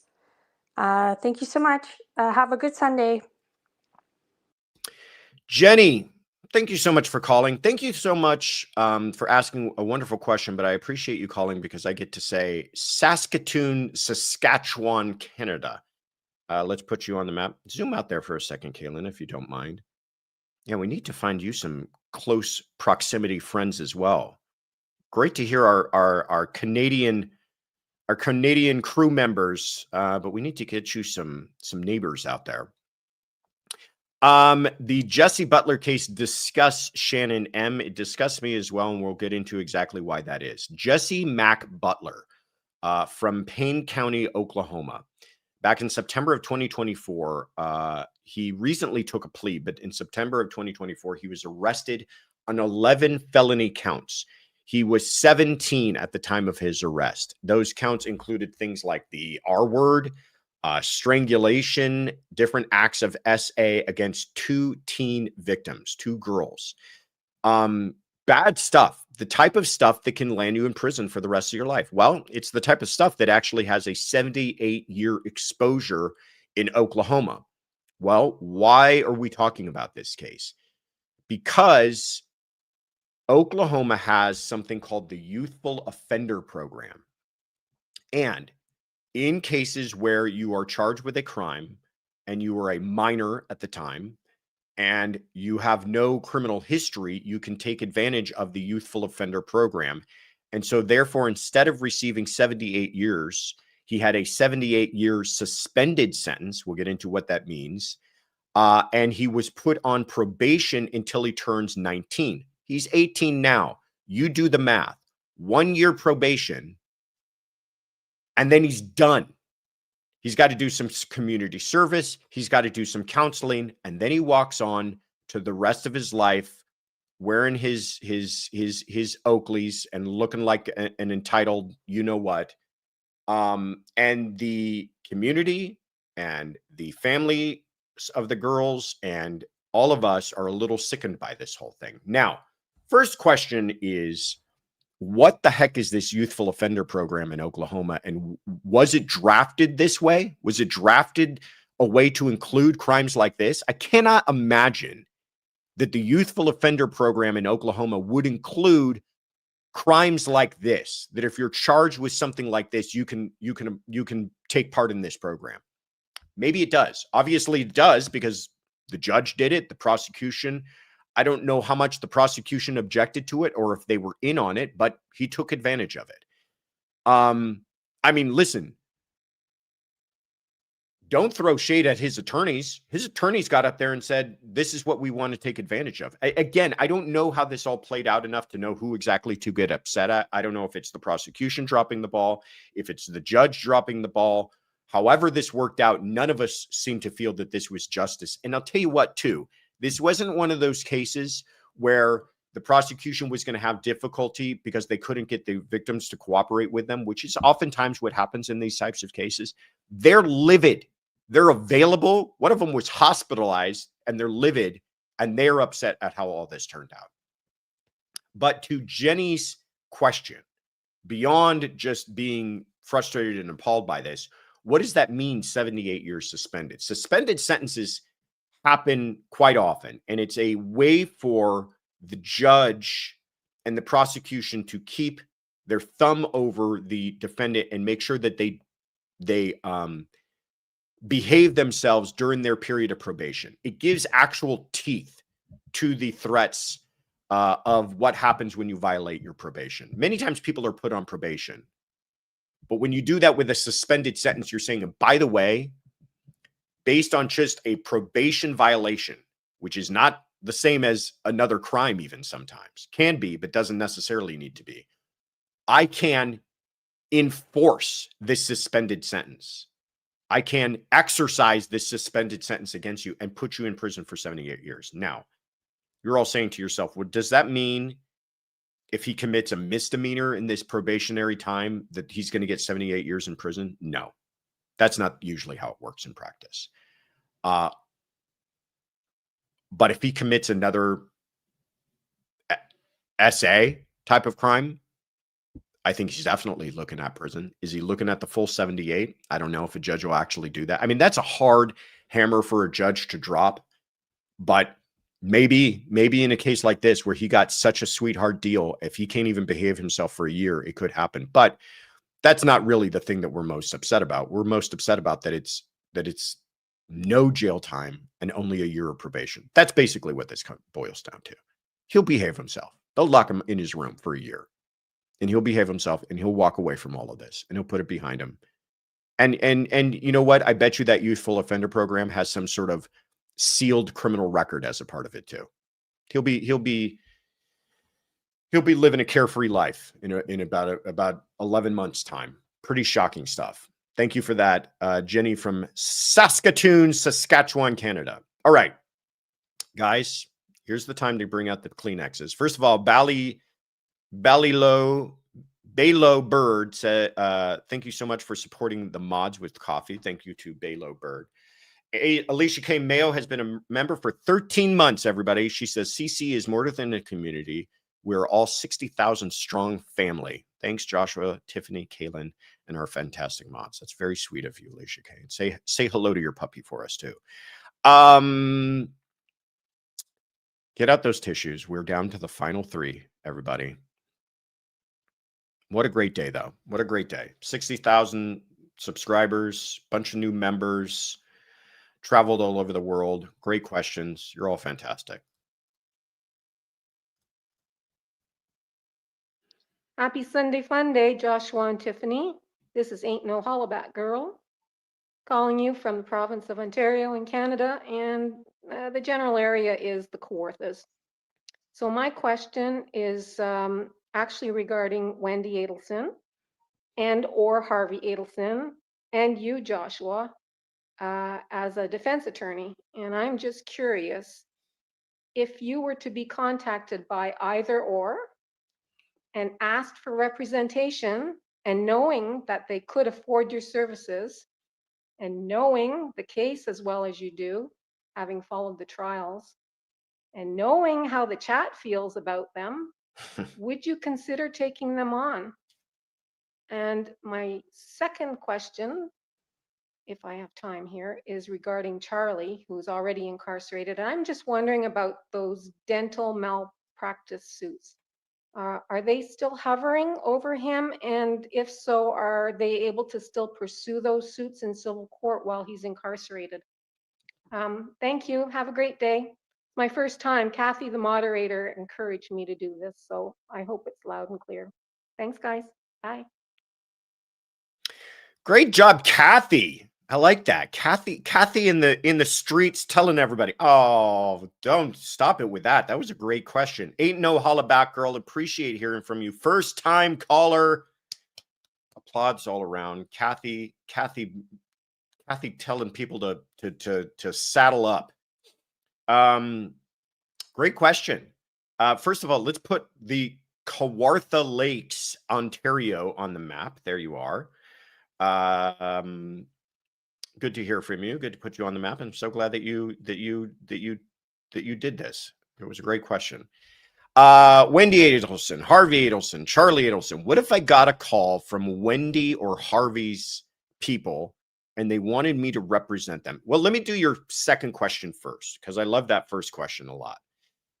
Can they pursue the civil cases against Charlie? In other words, can you still pursue a civil case against a inmate in prison? The answer is yes. They can still go after his estate, by the way. He's in a different position than Bryan Kohberger, right? Bryan Kohberger didn't have 2 nickels to rub together when he went into prison. And now we're talking about money that he may get while he's in prison. This man was very wealthy when he went into prison. That estate still exists. The government doesn't just seize your money because you've been convicted of a felony. It's sitting somewhere. Someone has access to it. He probably still has access to it. So can they go after him? Sure. They'll go after what he's worth. He's still worth whatever he's worth. And if he's got money, he's going to have to pay that out. And I imagine they still are pursuing those things. And he's, he can't claim, hey, I'm in prison. What are you going to do? I can't earn any money. We don't want you to earn money. We want you to hand over the money you've already earned. But Wendi, what if Wendi called me? And I love the way that Ain't No Hollaback Girl sets that up. Knowing how our community feels about this case, would I represent them? I don't think so. I mean, listen, I keep on, I want to make a joke about, well, how big of a check can she write? Do I want to, Tiffany, do you want me upending our entire life for the next 2.5 years to defend these people on this thing? She's saying no.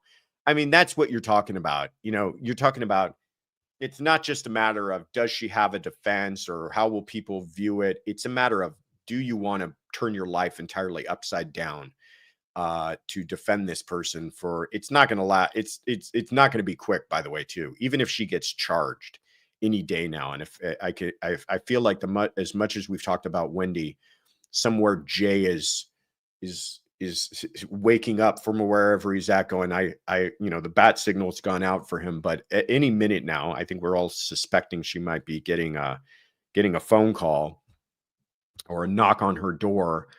Everyone's got their price, says Chicago Marie. It would have to be a pretty remarkable price.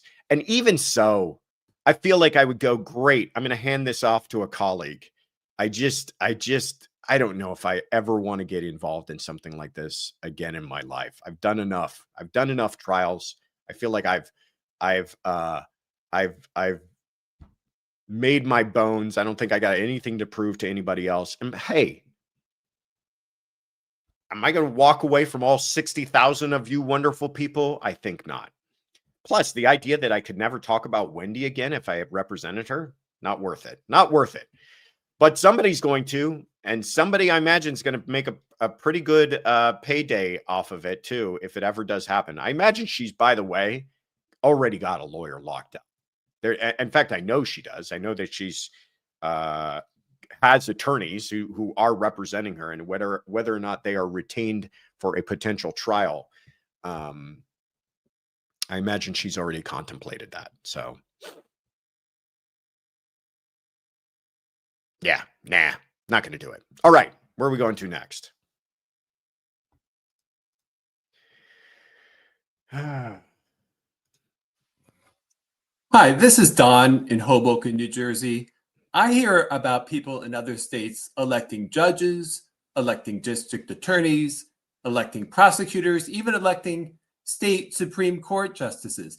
In New Jersey, I've never been able to vote for anyone like that. How come I don't get to vote for people for those positions? Please let me know. Thanks. Don, one of my dudes. I knew we couldn't get through a whole episode without hearing from one of my dudes. Don in Hoboken, New Jersey. There's Hoboken. Excellent question, Don. Why haven't you ever voted for county prosecutor? Why haven't you ever voted for DA? Are you just missing it on your ballot? No, you're not. And this was something interesting to me, Don, that I had to do some research about, and I didn't know myself. But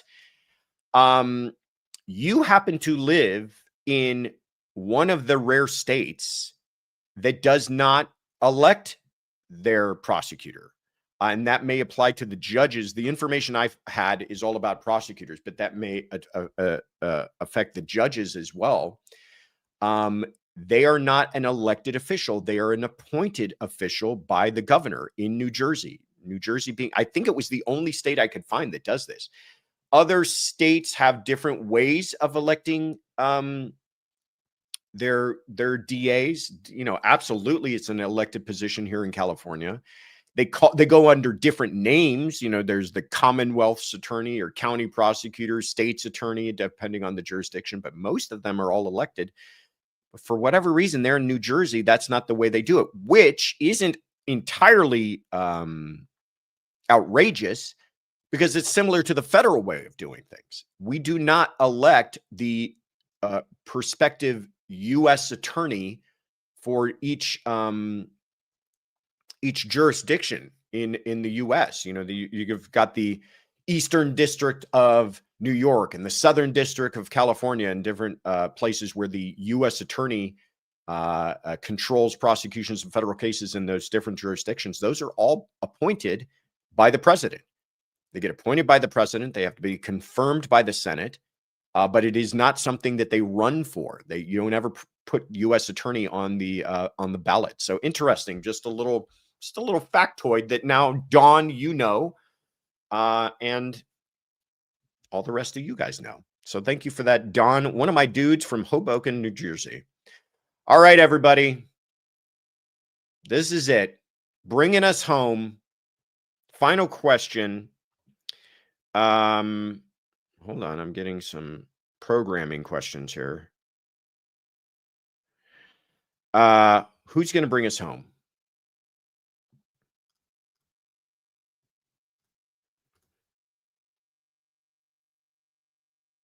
Oh, of course. Technical difficulty right at the end. Not my fault. Here we go.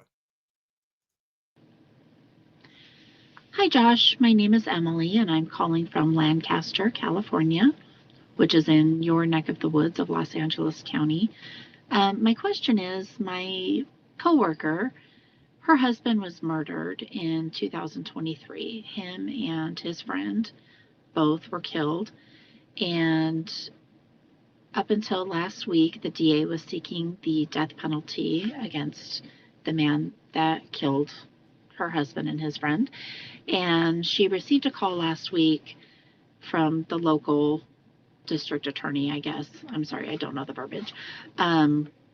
Stating that they were deciding to no longer seek the death penalty.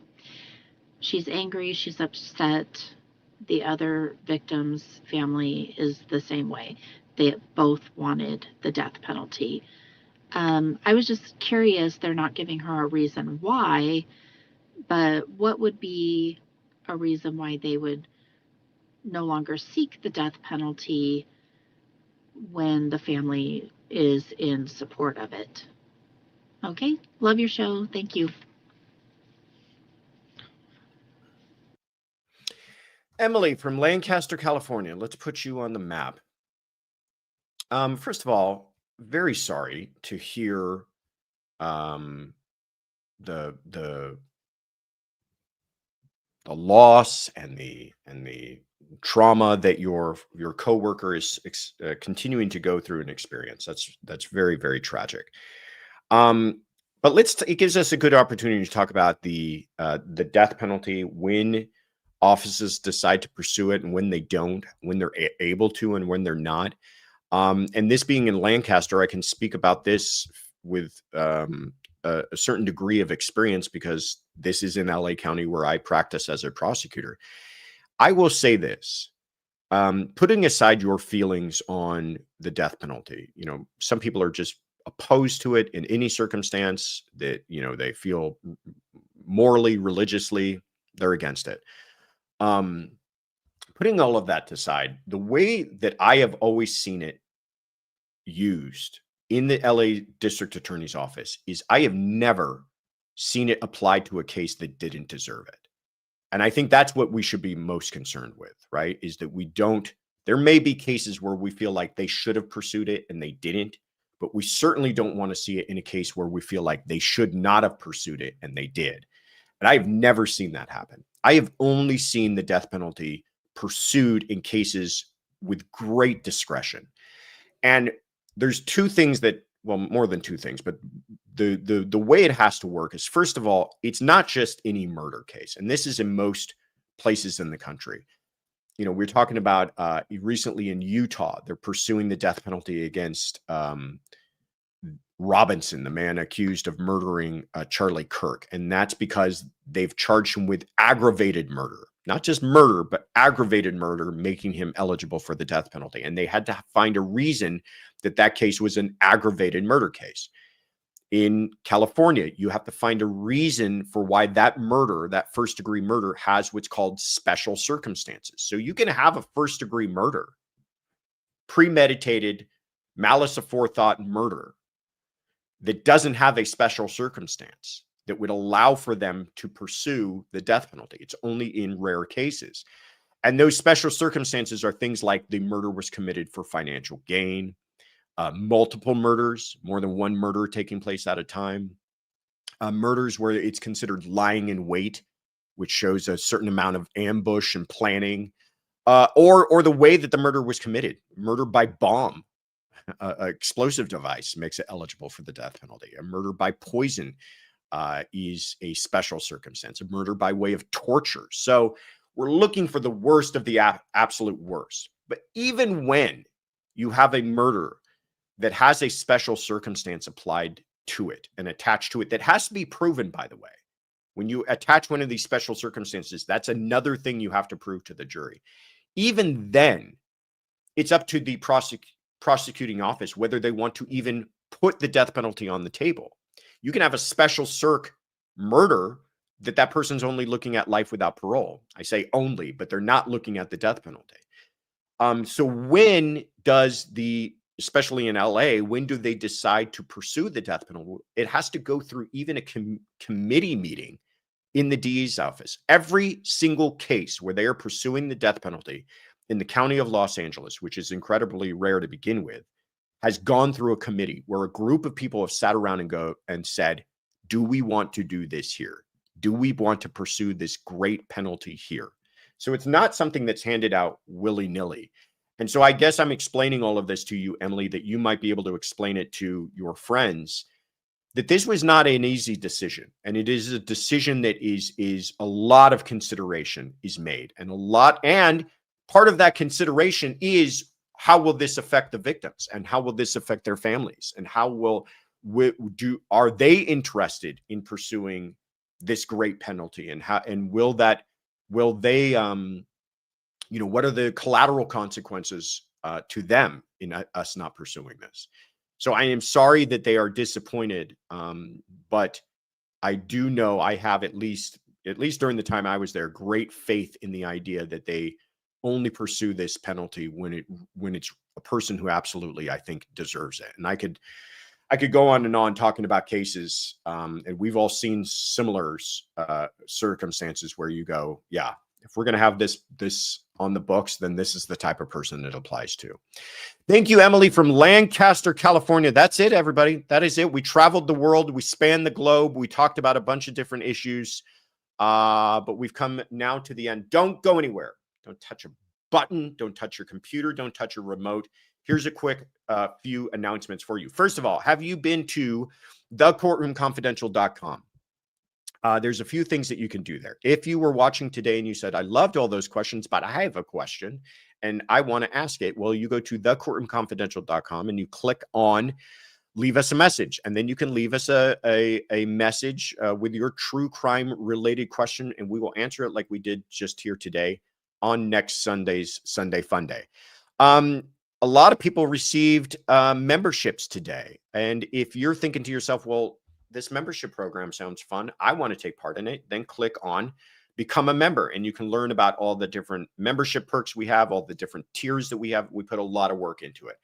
And if you're looking at this shirt that I'm wearing today and you're saying to yourself, that looks beautiful, and that looks like it might be in the fall shade, the fall palette of colors, how can I get my hands on one of those?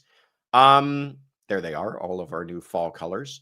You can go to thecourtroomconfidential.com and click on our shop. What is my favorite one?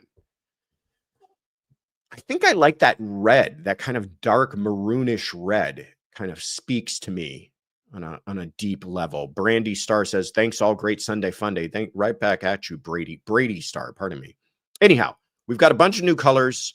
Grand Jury Grape says Afton is the one that I'm wearing today. That's a good one.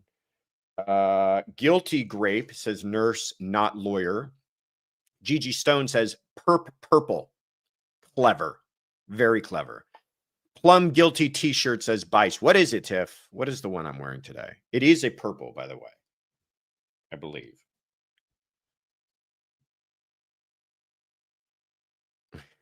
She's looking at me. What is it? All right. Grape. Boo. Never very creative. Great shirts, very less than creative name colors. Best Nancy, thank you so much for the super chat. Says happy 60K, Josh and Tiff. Thank you so much for all your support to everybody. And 5 more memberships to whoever's watching today. Congrats on 60K. Thanks to you all, says Tiff, or otherwise known as Tissues, otherwise known as my wife. All right, what did you miss? On Friday, we had our weekly roundup. That's up right now. Please check it out. We talk a little bit about Abby Zwerner, Barry Morphew, the Griffith family, Soto, Jake Soto, and why am I blanking on his name? He just got arrested in Dubai, and they're transporting him over here right now. Anyhow, lots of cases that we covered this week. Please check it out. That's up on our channel now. Antonio Brown, thank you. I don't know why I blanked on that. Saturday I went on Dr. Patrice Berry's channel, and again we talked about the Abby Zwerner case. Really great conversation. Please check it out. I want to support her as much as I can. Stay tuned. Monday, tomorrow night, live at 5 p.m. Pacific, 8 p.m. Eastern. We're doing our true crime docket, talking about everything that's coming up this week, what things that you do not want to miss, including Shanna Gardner and Courtney Clenny. And then on Wednesday, we will be out of town. But we have a very special treat for you, and we're going to announce that right now. We did another conversation in our conversation series, and this time we sat down with Nate Eaton from East Idaho News. And Tiffany told me a dozen times, to the point that I had to put her in the other room, how much she enjoyed this conversation. She said it is the best one that we've ever had, and really was a great conversation. We talked all about his background, but we talked a lot about Lori Daybell and how that kind of put him on the map and the interaction that he had with them in Hawaii. It's a fascinating story. He's a fascinating guy. Great family man, hard worker. He's a class act, says Brady Starr. It's absolutely true. And we had a great conversation. So that will be up live for a live premiere, 5 p.m. Pacific, 8 p.m. Eastern this Wednesday on the channel. Instead of our Wednesday night live, we've got that special treat for you. And then finally, CrimeCon is coming up May 29th through 31st in Las Vegas, Nevada. If you would like to be there, we would love to have you. We're going to be there. Nate's going to be there. And we have a discount code for you. 10% off at checkout if you put in the word courtroom, all in caps, all one word, for CrimeCon this May. Las Vegas. Be there. You guys are the best. Thank you so much again for 60,000 subscribers. I really mean it. We all mean it. From myself and Kaylin and Tiffany. It is a lot of work, and we do it with a smile on our face every single time because we love being a part of this community. And the community has become this incredible, magical, special family, and we don't know how it happened, but we are so grateful for it. And we thank all of you for all of your support every single day and for being here and dealing with us and supporting us. So thank you guys. Special shout out to Afton, Sonia, Kathy, and Therapist, for being our mods, for all the hard work that you guys do. Kaylin, you're fantastic. Thank you again for running things so smoothly. And Tiffany, you're the best thing that ever happened to me. All right, guys, have a great Sunday. We'll see you all tomorrow. Take care, everybody.